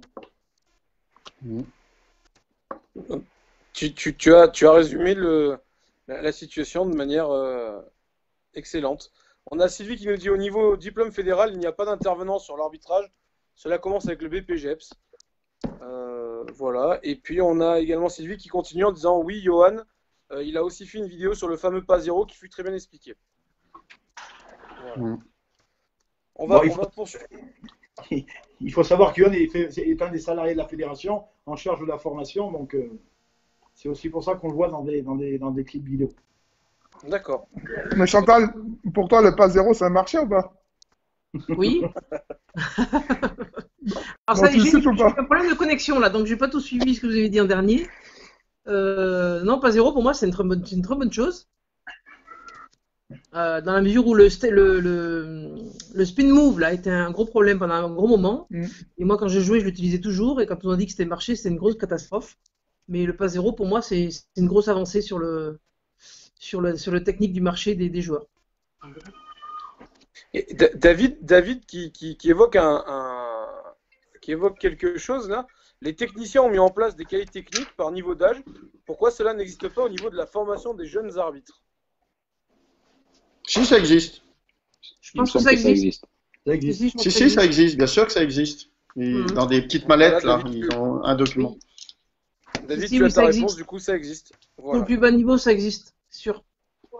Alors, peut-être pas dans toutes les ligues ou dans tous les comités, mais... Normalement, il y a Johan Janot pour nous répondre. Je pense que ça a été fait. Il y a le pôle formation qui a fait un document là-dessus, il me semble. Il me semble. Ouais. Il y a Bruno Vautier. Bruno Vautier fait quelque chose là-dessus. Donc David, tu as ta réponse, donc du coup, le document existe. On va se resituer un petit peu sur ce qu'on était en train d'aborder. Quand vous êtes sur le terrain, donc qu'attendez-vous du coach, de l'arbitre et des joueurs lors d'une rencontre ou lors des entraînements? Flo? Ben, moi, ce que j'attends de l'arbitre, c'est qu'il soit discret. Pour moi, un bon arbitre, c'est un arbitre qu'on voit pas et qui prend forcément les bonnes décisions. Mais encore une fois, il y a beaucoup de paramètres qui rentrent en compte, donc c'est compliqué, encore une fois, leur travail. Et ce que j'attends, moi, des joueurs, ben, c'est un peu paradoxal, hein, parce que moi, j'étais pas du tout comme ça quand j'étais plus jeune, mais de respecter les règles déjà, et surtout respecter les arbitres et se dire que ben, c'est des êtres humains comme nous, et qu'ils ont aussi droit à l'erreur. Donc voilà, et les entraîneurs, c'est exactement pareil, quoi. Je pense que se concentrer un peu plus sur ce que font leur équipe, que dépenser un peu plus d'énergie sur les décisions arbitrales. Donc mettre chacun à sa place, quoi. Les joueurs en jouent, l'entraîneur il entraîne et les arbitres ils arbitrent, quoi. Bon résumé. Christophe, tu veux compléter ce que Florent a évoqué?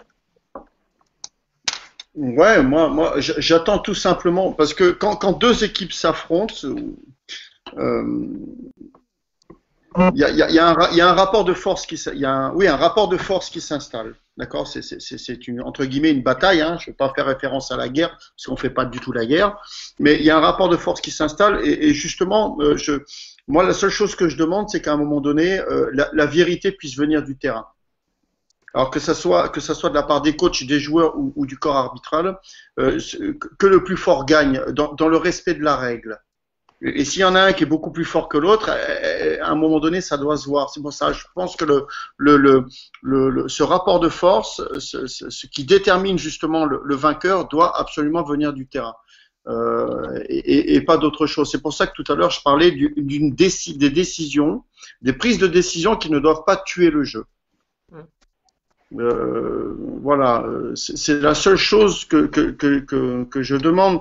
Je veux pas parler de physique, d'honnêteté, d'intégrité. Pour moi, c'est des choses qui existent d'office. Ça, on peut pas dire à un arbitre, ah, super, il a été honnête. Non, il se doit d'être honnête. Un coach, il a été respectueux.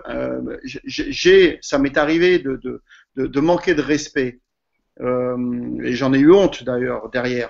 Ce que je veux dire, c'est que c'est des choses qui normalement n'ont pas besoin d'être soulignées parce qu'elles sont là, elles doivent être là. Maintenant, dans le bon déroulement d'une rencontre, et les arbitres ont un rôle évidemment essentiel là-dedans, juste que la vérité du terrain doit éclater au grand jour. Voilà, c'est juste ça que je demande. Alors, on parlait tout à l'heure de quelqu'un, je crois que c'est quelqu'un qui a envoyé une question sur dans le doute ne pas siffler. C'est vrai que les fins de match, comme tu dis Christophe, si les deux équipes qui sont de même niveau, on va dire, qui sont un peu à égalité à la fin, c'est vrai que c'est souvent là que les décisions d'arbitre sont un petit peu contestées parce que ça fait basculer d'un côté ou de l'autre. Donc ce qu'on dit toujours nos arbitres, c'est de dire vaut mieux oublier, ne pas siffler quelque chose par erreur peut-être, plutôt que de siffler quelque chose par erreur. Parce que ça peut être encore plus grave. De siffler une erreur, de siffler quelque chose à la fin d'un match qui inverse un résultat, c'est beaucoup plus difficile à digérer, on va dire, que quelque chose qui n'est pas sifflé. Même si ça reste une erreur, hein, mais dans le doute, dans ce cas-là, dans le doute, on demande à l'arbitre de ne pas siffler. Notamment en fin de match. C'est juste une précision que je voulais donner par rapport à ça. Très bonne précision. Pierre, toi, par rapport à ce que tu attends du coach, des arbitres et des joueurs, à l'entraînement et en match? Rien à ajouter de plus à ce qui a été dit. Ce que dit Christophe, c'est le vœu de tout le monde. Après, la question qui est importante, c'est comment on fait. C'est plus ça la question qu'il faut traiter. C'est comment on fait. Moi, je pense pas que on a dit, on fait l'essentiel. Il y a des règles, il faut les faire respecter. C'est pas facile. On dit des fois, on regarde la vidéo et on ne trouve pas la solution. C'est pas clair la vidéo. Ils doivent décider vite. Donc voilà, il faut que le joueur et l'entraîneur ils acceptent que les décisions soient fausses. Sincèrement, que voilà, il n'y a jamais des coups. Il y a jamais. Je sais pas si ça a été fait les expériences, mais combien de coups de sifflet sont justes et combien de coups de sifflet en pourcentage sur un match, Chantal, tu sais ça? Que vous considérez, on peut très bien analyser ça. Il y a tant de Ouais, matchs. on n'avait pas fait trop fait de stats, mais Mais oui, ça peut être analysé, oui. nous- Au niveau de la nous- FIBA, non, c'est fait parce que tous les coups de sifflet sont analysés. oui, mais les chiffres, je veux dire. Nous, les possessions, on sait combien de possessions on joue, on sait Oui, oui, c'est vrai. si on met un panier, si on met pas un panier, et ça te permet d'avoir des bases claires, parce que entre l'impression que l'on en a et les Oui. chiffres, eux, ils disent, voilà, c'est juste ou c'est pas juste. Voilà, Ouais, ouais. qu'est-ce que c'est un bon arbitre? Il siffle à combien? À 70%, 80%, 90%? De siffle, je sais même pas, moi, je sais pas, j'ai pas d'avis. Oui, mais mais on dit ça peut- qu'au-dessus de 6 erreurs par match, je crois que c'est 6, je crois. Hein. Johan? Bon, il y en a beaucoup plus. La- Ben, le système actuel de la FIBA, l'arbitrage, c'est 6 erreurs. le Johan système actuel de la FIBA, il recense seulement les décisions qui sont prises.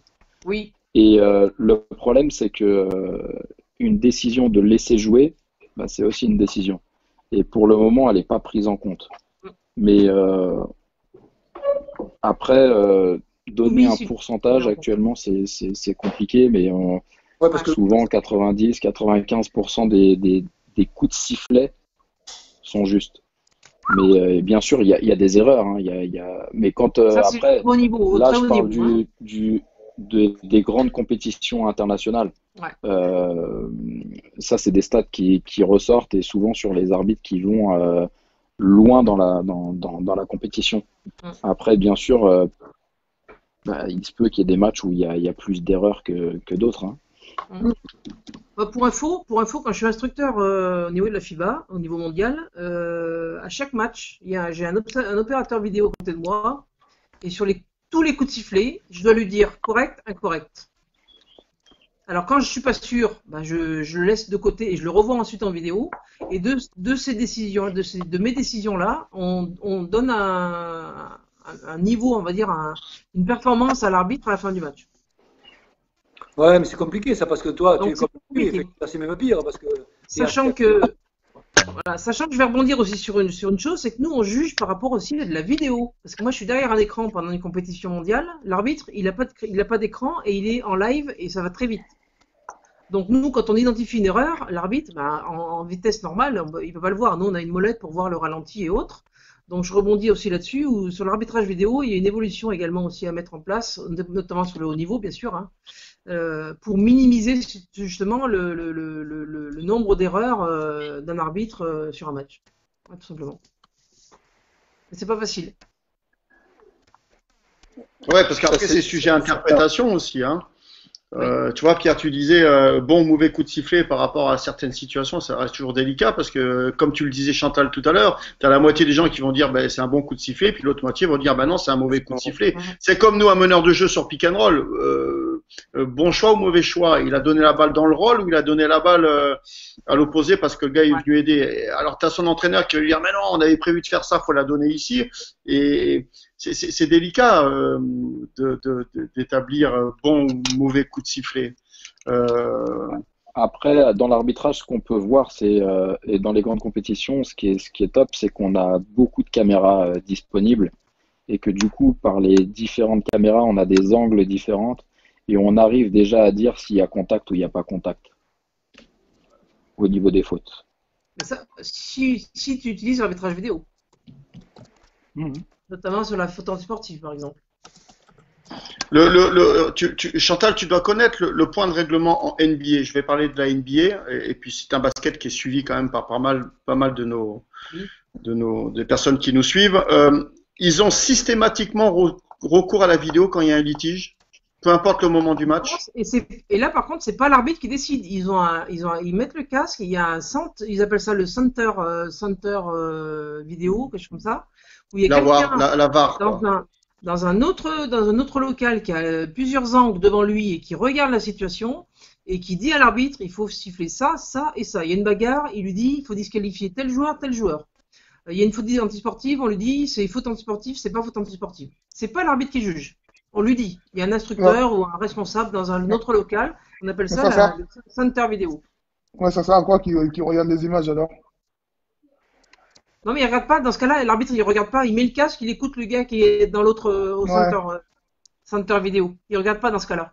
Là je parle ils interviennent pas sur un marché, sur moi. On peut pas regarder la vidéo sur un marché. Ouais, Gustave, parce que sinon, Jugement. ça devient. Poser du jugement.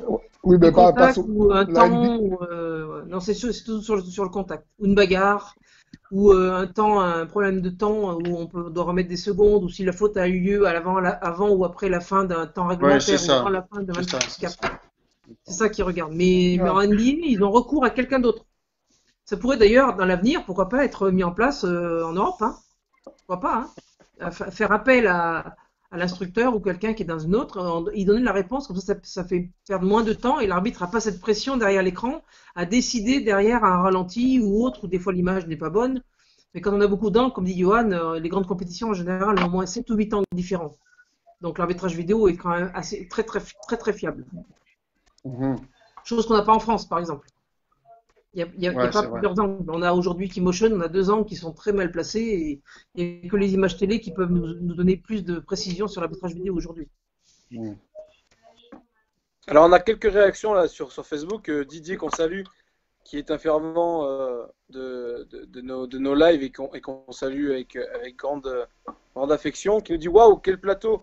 Merci à tous pour le partage de vos expériences et ces échanges très constructifs. Et on a également une question de Kevin.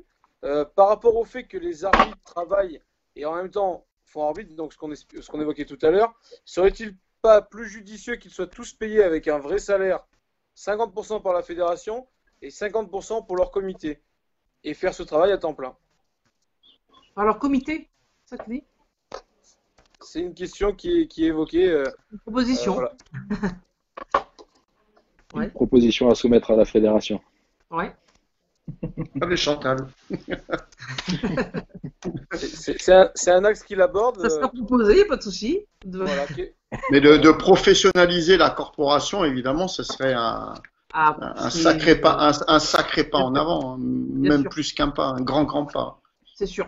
C'est évident. Évidemment. C'est Il évident. faut pas Au même oublier titre, quand que les joueurs ont ça- été. Vas-y, Pardon, Christophe, vas-y, Ivan. Christophe. Non, vas-y. Je dis, Je disais quand les joueurs, on va y arriver. c'est toi. Non, mais On va réussir à vous on fait le parallèle avec les joueurs. Quand les joueurs sont devenus professionnels, le basket, il a évolué sur notre territoire. Je pense qu'effectivement, il va évoluer, mais on n'aura pas zéro erreur. C'est pas possible. Ah non, Et ça, souvent, les gens se disent, les arbitres vont être professionnels, il n'y aura plus d'erreur. Non. C'est pas possible. Les Non, joueurs, ils sont professionnels, ils ratent quand même des tirs. Et ben, pour nous, ça sera la même chose. Mais je pense que par contre, on sera sûrement plus juste et on aura un pourcentage plus élevé de décisions justes. Nickel. C'est vrai. Donc Kevin, voilà, ta question va être proposée, ou en tout cas est un axe de recherche. La question suivante, Pierre.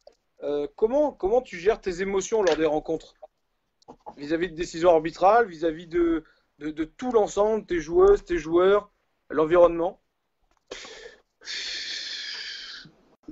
Il me semble, alors nos amis diront, mais il me semble que je suis un entraîneur qui est quand même parmi les plus calmes, je pense être. Donc peut-être qu'ils me contrediront, mais je suis plutôt concentré sur mon équipe.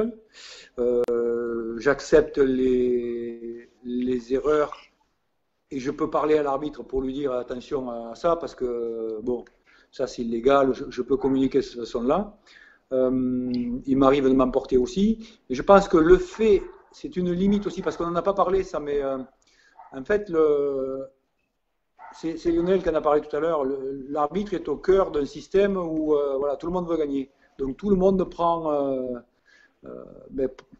ce qu'il peut ou agit comme il peut pour pouvoir gagner. Ce qui veut dire que parfois on peut aller au-delà de la règle où le public peut ne pas voir des choses évidentes en mettant la pression. C'est psychologiquement un rôle qui est très exposé, donc c'est un angle qui n'a pas été exposé, mais l'arbitre il est influençable. Parce qu'il y a des arbitres avec qui j'ai parlé qui disent non, nous on n'est pas influençable. Si, tu es au cœur et ton métier, c'est d'éviter d'être trop influencé ou de gérer les influences. Je ne sais pas comment vous l'appréhendez-vous, ça serait intéressant de savoir comment les arbitres le gèrent, mais il est au cœur d'un système de pression et donc d'influence important. Et on s'aperçoit que parfois quand l'entraîneur communique peu ou ne manifeste pas, parce qu'en Italie ils sont très très véhéments, et bien parfois l'arbitre comprend quelque part que c'est plus facile de siffler d'un côté que de l'autre parce qu'il a moins de risque de stress, quoi. Et donc, de temps en temps, il faut rappeler qu'on existe. Voilà. Donc, c'est mieux de le faire quand tu rappelles que tu existes, quand une situation est juste. Parce que l'arbitre, a posteriori, il sait qu'il a commis une erreur. Souvent, il le sait. Enfin, je vous le dirai, mais voilà, l'erreur, elle arrive. Tu prends une décision, pam, tu t'es planté, tu as pris la décision. Il y a des fois, tu peux revenir en arrière, mais c'est rare. Beaucoup, tu ne peux pas trop revenir en arrière. Donc, voilà. Et moi, parfois, quand l'arbitre me dit, OK, je me suis trompé, bon, j'ai vu, ça me va. On parle de la communication, ça me suffit, moi, à faire prendre en compte que, OK, je me suis rendu compte que j'ai commis une erreur. Ça veut dire qu'il est attentif et que tout ça, ça pourra se passer bien derrière. En gros, voilà. Le risque d'être trop passif, trop concentré sur ton équipe, etc., c'est ça. L'avantage, c'est que tu es concentré sur ton équipe, c'est-à-dire sur les solutions à donner, sur le fait de rassurer les joueurs. S'exciter, ça n'aide pas. Je pense qu'on a des mauvais exemples quand on parle d'Obradovic qui insulte tout le monde. C'est un très mauvais exemple. Et on communique très très mal. Obradovic, c'est un très grand entraîneur, ça ne remet pas en question ses qualités d'entraîneur, les équipes jouent très bien, super organisées, super tactiquement, techniquement précis et ultra rigoureux, sauf que il va trop loin et ça le dessert quelque part. La façon de manager les troupes et la façon de manager les arbitres lui dessert ou desservent la relation qu'on peut avoir aux arbitres. Et on en revient à aussi quelque chose qui a été dit tout à l'heure par Lionel, et c'est vrai pour les jeunes coachs comme pour les jeunes arbitres. Quand tu es un vieux coach, tu t'autorises à parler, c'est-à-dire que tu ramènes ta fraise parce que tu es autorisé à ramener ta fraise. Et quand tu es un jeune, il vaut mieux que tu fasses attention à ce que tu dis parce que tu vas te faire recharger parce que c'est plus facile de te charger. Et donc tout ça, nous, entraîneurs avec les arbitres, il faut qu'on agisse avec tout ça. Moi, la position que j'ai prise, c'est je ne cherche pas à influencer parce que quand tu cherches à influencer, tu fais le malin, tu ne sais pas comment ça peut tourner. Jamais. Donc, concentre-toi sur ce que tu as à faire, concentre-toi sur ton équipe, concentre-toi sur les solutions à donner à tes joueurs, montre-leur du calme et rassure-les. Ça, c'est la première chose. Et après, deuxième point, parce que c'est la limite de cette posture, de temps en temps, rappelle que tu existes, parce que si tu ne rappelles pas que tu existes, tu peux le payer. Chantal, toi, comment tu gérais tes émotions? Ben, en fait, enfin, les émotions. En fait, c'est vrai qu'il y a les coachs. On arrive, je sais plus, quelqu'un a parlé tout à l'heure. On arbitre les équipes, enfin des mêmes équipes ou les mêmes coachs sur une saison ou plusieurs saisons assez souvent. Donc on arrive à les connaître et on arrive à se dire tel coach, quand il rouspète ou quand il évoque des choses, il a souvent raison. Par contre, à l'inverse, il y a des coachs, ils contestent tout. Donc forcément, quand ils ont raison, on considère qu'ils contestent. Donc vous voyez, on fait la différence par rapport à ça. Et moi, je sais que j'avais beaucoup de respect aux coachs qui rouspétaient, entre guillemets, quand ils avaient raison et quand il y avait cette relation où dire il accepte quand il y a une erreur. Mais quand il rouspète parfois, il a peut-être raison. Donc le fait de dire ok coach, on a peut-être raté quelque chose, on a peut-être j'ai vu ou alors on va essayer de faire attention. La relation déjà s'améliorerait beaucoup plus. Qu'un coach qui vous crie dans les oreilles tout le temps et ça et il conteste tout, des choses qui sont pas forcément objectives et sur lesquelles on a forcément raison, c'est pas forcément facile. Mais l'émotion avec les coachs, c'est vrai que c'est pas évident. Et je reviens aussi sur la notoriété. Quand on arrive dans une division, on est le jeune et on est ciblé par les anciens coachs. Et inversement, quand on est jeune dans une division, on est aussi impressionné par des joueurs de renom ou des coachs de renom. Et là, c'est difficile parfois d'intervenir parce qu'on n'ose pas, entre guillemets, sanctionner un Tony Parker, un Greg Beugnot de mon époque, un Jacques Monclar. C'était difficile parce que je me dis, oh là là, le nom qu'ils ont, et pourtant, il fallait les gérer de la même façon. Donc c'est ça qui a été pour moi difficile au départ. Par contre, après, quand on a l'expérience, on arrive à communiquer avec tout le monde de façon beaucoup plus sereine. Et là, plus on gère nos émotions, plus on arrive à calmer les gens, à les écouter et à régler des situations qui pourraient partir à des grosses situations difficiles, avec des disqualifiantes et autres. Voilà. Chantal, je fais une parenthèse. On a Didier qui a pris le train en marche et qui nous dit quels sont les facteurs bloquants à une professionnalisation de l'arbitrage en France. Il me semble que tu avais répondu tout à l'heure l'aspect financier. Oui, c'est beaucoup l'aspect financier. Il faut savoir aussi que ce qui est bloquant aussi, c'est les gens qui ont un travail aujourd'hui. C'est difficile de lui dire tu lâches ton travail pour être arbitre de haut niveau. Donc il faut des garanties pour que l'arbitre il puisse, je sais pas, peut-être lâcher son travail pendant 3 ans et le reprendre au bout de 3 ans ou avoir des contrats peut-être à durée limitée. Ça, c'est une question qui est justement à l'étude.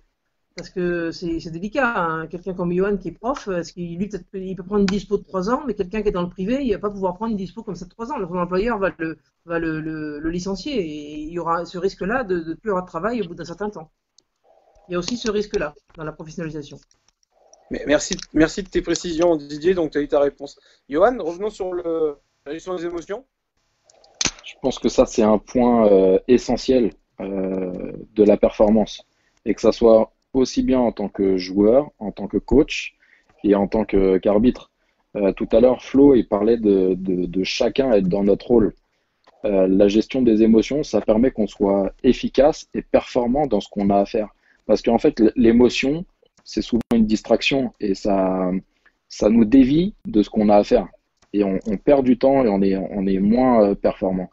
À titre personnel, quand je suis arrivé en Jeep Elite, il me restait une petite fenêtre, enfin j'avais une fenêtre assez courte pour devenir arbitre international, qui était mon objectif. Et du coup, ce que j'ai fait, c'est que j'ai travaillé avec un coach mental. Et on a travaillé notamment sur la gestion de l'erreur.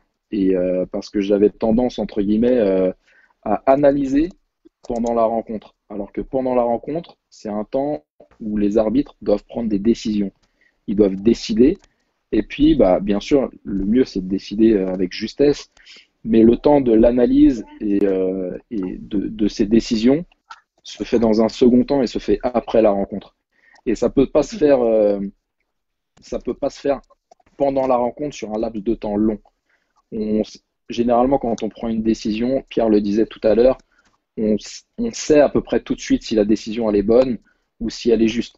Et si on peut revenir dessus, on va revenir dessus. Si on ne peut pas, on ne reviendra pas dessus. Et il faudra l'accepter et il faudra continuer le match et la rencontre avec. Et il faut être capable de la mettre entre guillemets de côté pour l'analyser plus tard. Ce qui est important, c'est d'être dans le présent en fait et de juger ce qu'il y a en face de nous. Parce que si on est en train de penser à peut-être l'action d'avant, qu'on a éventuellement commise une erreur, et ce qui se passe en face de nous, on n'est plus en train de l'arbitrer correctement. Et ce qui fait que ça fait un effet boule de neige et on va enchaîner une deuxième erreur, peut-être une troisième erreur et une quatrième erreur. Et la gestion des émotions et la gestion mentale, elle est très très importante pour pouvoir rebondir et laisser de côté un petit peu l'erreur qui a été commise et pouvoir rebondir et continuer dans le rôle qui est de prendre des décisions et de performer en ayant le plus haut taux de bonnes décisions. Et toi, Christophe, comment tu gères tes émotions? Ou comment tu les gères quand tu étais comment je les gère? Je vis encore. Sur un terrain de basket, ça c'est sûr, mais dans ma vie au quotidien, c'est que les émotions qu'on rencontre, même si c'est un contexte très particulier, les rencontres de haut niveau, je me suis déjà rendu compte que, parce que comment tu arrives à gérer tes émotions, je n'y arrive pas tout le temps. Déjà, ça c'est le premier constat. Et je n'y arrive pas tout le temps, pas que sur un terrain de basket. Je fais le constat de vivre les mêmes mésaventures, parce que j'appelle ça comme ça, parce que pour moi ce sont pas des bonnes choses, dans d'autres contextes que celui du basket. Sur la route au volant de ma voiture, voilà, je vais pas faire une analyse psychiatrique de ce que je suis, mais quand je suis confronté quand je suis contrarié, j'ai très souvent tendance finalement à réagir de la mauvaise manière. La vie parisienne, Christophe, pour le trafic. Ouais, mais ou le soleil du sud qui m'a trop tapé sur la tête pendant trop longtemps. Et j'adore le soleil, c'est peut-être ça aussi. Mais oui, je suis quelqu'un de sanguin, voilà, et c'est vrai que je n'arrive pas tout le temps à contrôler mes émotions et voilà, donc j'essaye. Alors j'ai fait beaucoup de méditation. Je me suis intéressé à des choses comme ça, comme le yoga. Après, avec l'âge, forcément, en vivant des mésaventures et en te rendant compte que finalement ça t'a joué des tours dans ta vie professionnelle, forcément tu tu réfléchis un peu plus et puis tu trouves des solutions. Je suis forcé de trouver des solutions. Voilà. Après, il y a des outils. On parle de préparation mentale. Il y a tout un tas de choses à mettre en place, mais je pense que en prenant de l'âge, on arrive à s'assagir petit à petit. Voilà, c'est surtout ça. Mais je vais revenir sur ce qu'on disait tout à l'heure, où il n'y a pas forcément besoin, mais de communiquer avec nos amis arbitres. Moi, je suis en très très bonne relation avec un bon nombre d'entre eux. Bon, Chantal, on se connaît depuis. Chantal, elle m'a connu, j'avais 13 ans.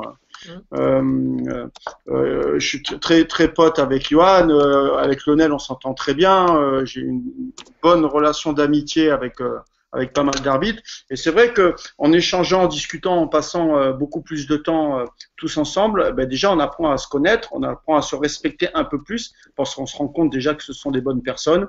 Et puis après on se lie d'amitié. Alors après quand on se retrouve sur le terrain, les relations elles sont plus les mêmes. Il n'y a pas de lutte d'influence, mais voilà.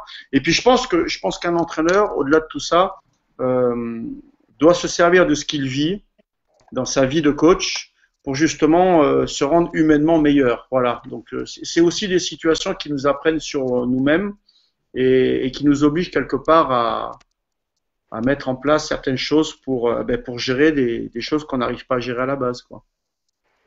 Voilà. Toi, Flo, comment tu gères tes émotions?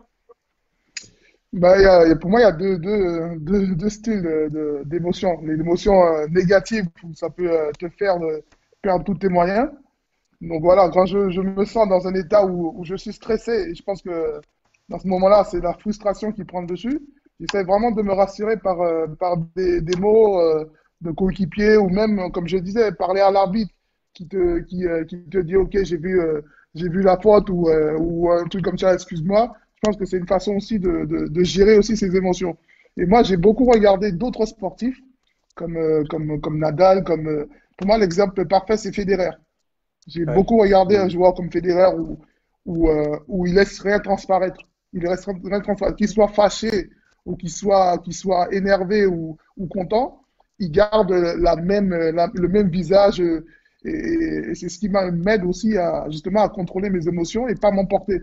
Et je me dis, ouais, mais si je m'emporte, est-ce que ça va changer quelque chose à la situation? Donc, par rapport à ça, tu prends beaucoup plus de recul et tu relativises beaucoup plus les choses. Donc voilà, comme l'a dit Christophe, c'est des petits trucs, des astuces comme ça qui te permettent aussi dans la vie quotidienne de prendre beaucoup de recul par rapport à une situation. Et toi, Lionel? Je te dirais que la gestion des émotions, elle a évolué en fonction de l'âge, en fonction de l'expérience que j'ai pu avoir dans ma carrière d'arbitre.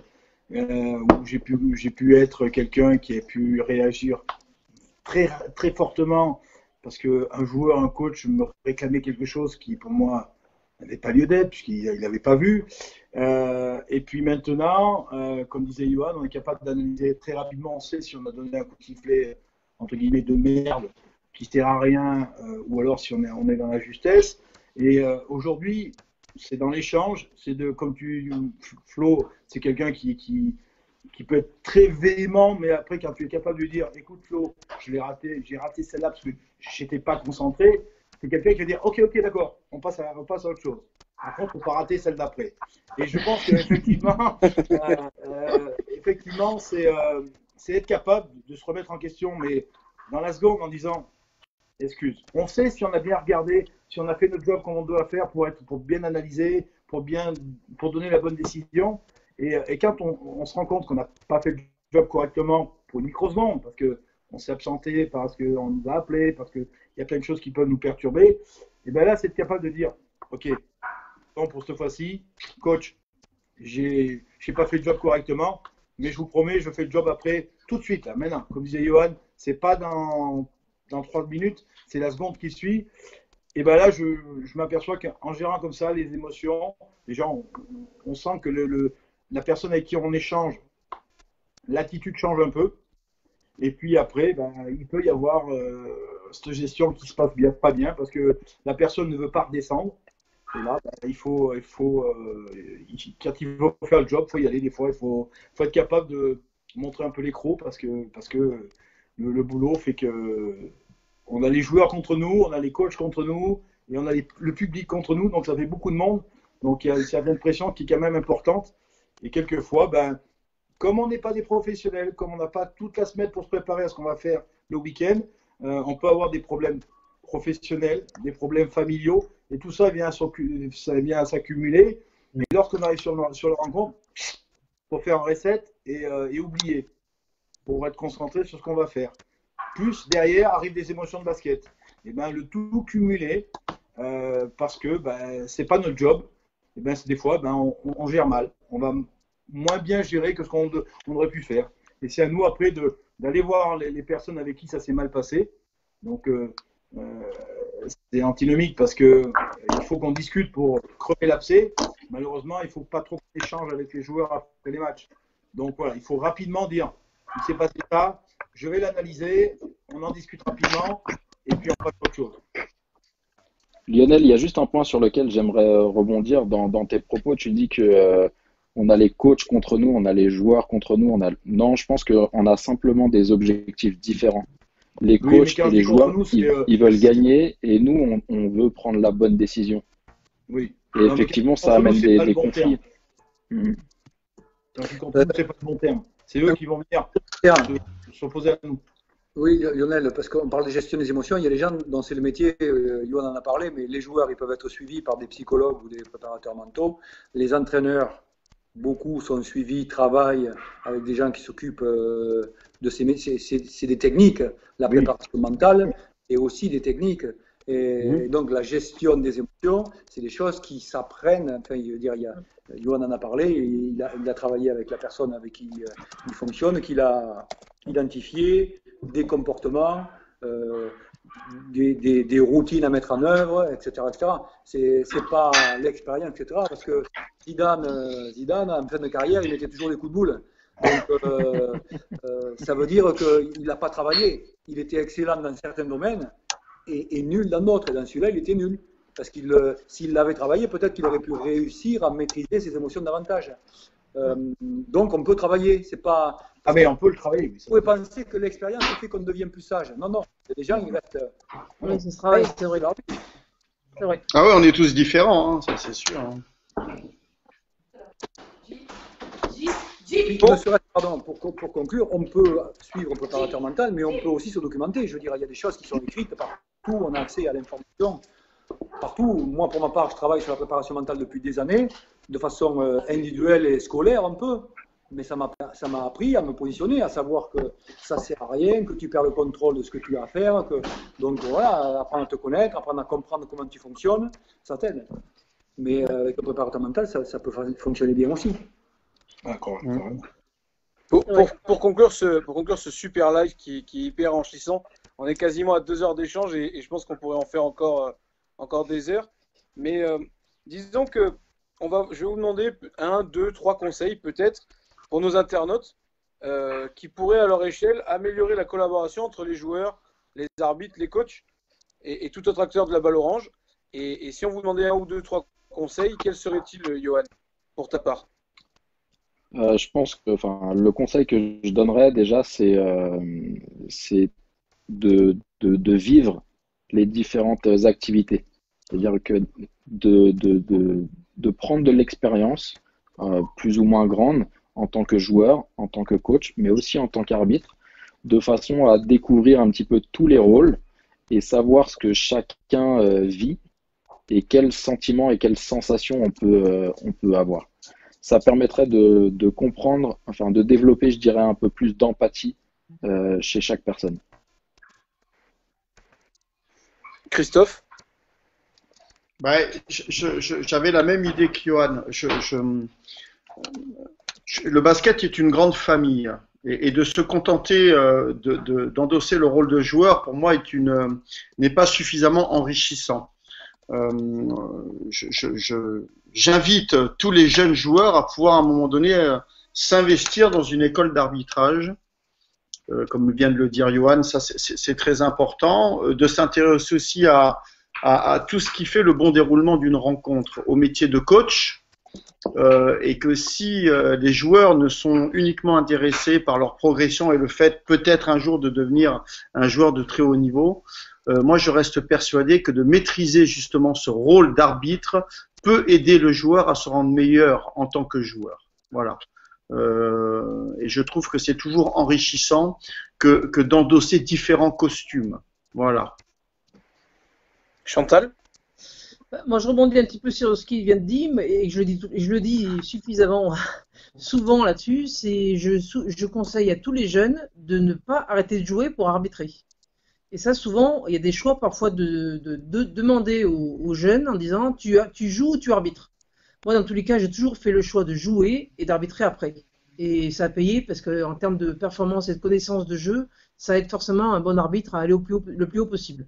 Pas trop tard quand même, mais voilà. Et la deuxième chose, c'est forcément, quand on arrive à un certain niveau, ne pas oublier d'où on vient et retranscrire un petit peu en tant qu'entraîneur ou en tant qu'arbitre, la formation dans son club, la formation dans son comité ou autre, et retransmettre après aux jeunes ce qu'on a pu vivre dans les années de joueur, d'entraîneur ou d'arbitre. Voilà. Toi, Lionel? Ça va regrouper ce qui a été dit, effectivement. Tant qu'on n'a pas vécu dans les trois fonctions, c'est difficile d'avoir un avis clair et net parce qu'on l'a pas vécu. Et aujourd'hui, voilà, c'est de redonner après quand on y est arrivé auprès des jeunes, de faire de la formation, mais d'aller aussi voir des entraîneurs. Parce que, ça m'arrive d'aller voir des jeunes entraîneurs qui ont eu des attitudes un peu qui pourraient pour moi être sanctionnables, mais parce que le niveau ne le permet pas, et leur dire pourquoi, qu'est-ce qui a fait que tu t'es comporté comme ça. Essayer de comprendre et de leur faire comprendre que l'attitude n'est pas bonne. Donc voilà, c'est de retransmettre derrière pour dire ce ne sera pas la bonne solution. C'est aussi partager ça. Toi, Pierre? Pour faire court, apprendre à se connaître, apprendre à s'accepter. C'est pas facile. Apprendre à connaître ses qualités, mais surtout ses défauts. Enfin, c'est les deux. Hein. Apprendre à s'accepter pour pouvoir être meilleur dans la relation, meilleur dans l'interaction. Voilà. Et on termine avec toi, Flo? Ouais, moi j'ai pas grand chose à dire, hein. Je pense que vous avez un peu tout dit. C'est juste deux mots, quoi. Le respect, tout simplement. Le respect et accepter que l'erreur soit humaine. Donc à partir du moment où on peut commettre des erreurs, on doit aussi accepter que la personne en face de soi commet aussi des erreurs. Donc le respect et le respect, quoi. Le respect de chacun. Sage parole. Avant de vous remercier pour votre intervention, j'informe nos internautes que la semaine prochaine, on sera encore en live à 17h30. On évoquera le basket 3-3. Et on aura des intervenants de qualité. On aura Isabelle Cordinier qui est joueur de 3-3. On aura Christophe qui sera également avec nous. On aura également Tony Christophe. Et puis on aura aussi Yann Julien. Et puis nous serons avec vous et nous accompagnerons tous ces intervenants sur le sujet. Merci à tous. Merci énormément pour ces échanges enrichissants. Je vous laisse en compagnie du teaser et puis à très bientôt sur SF Connexion Sport. Merci à tous. Merci à tous. Merci à tous. Salut. Ciao. Au revoir. Avec plaisir. Merci.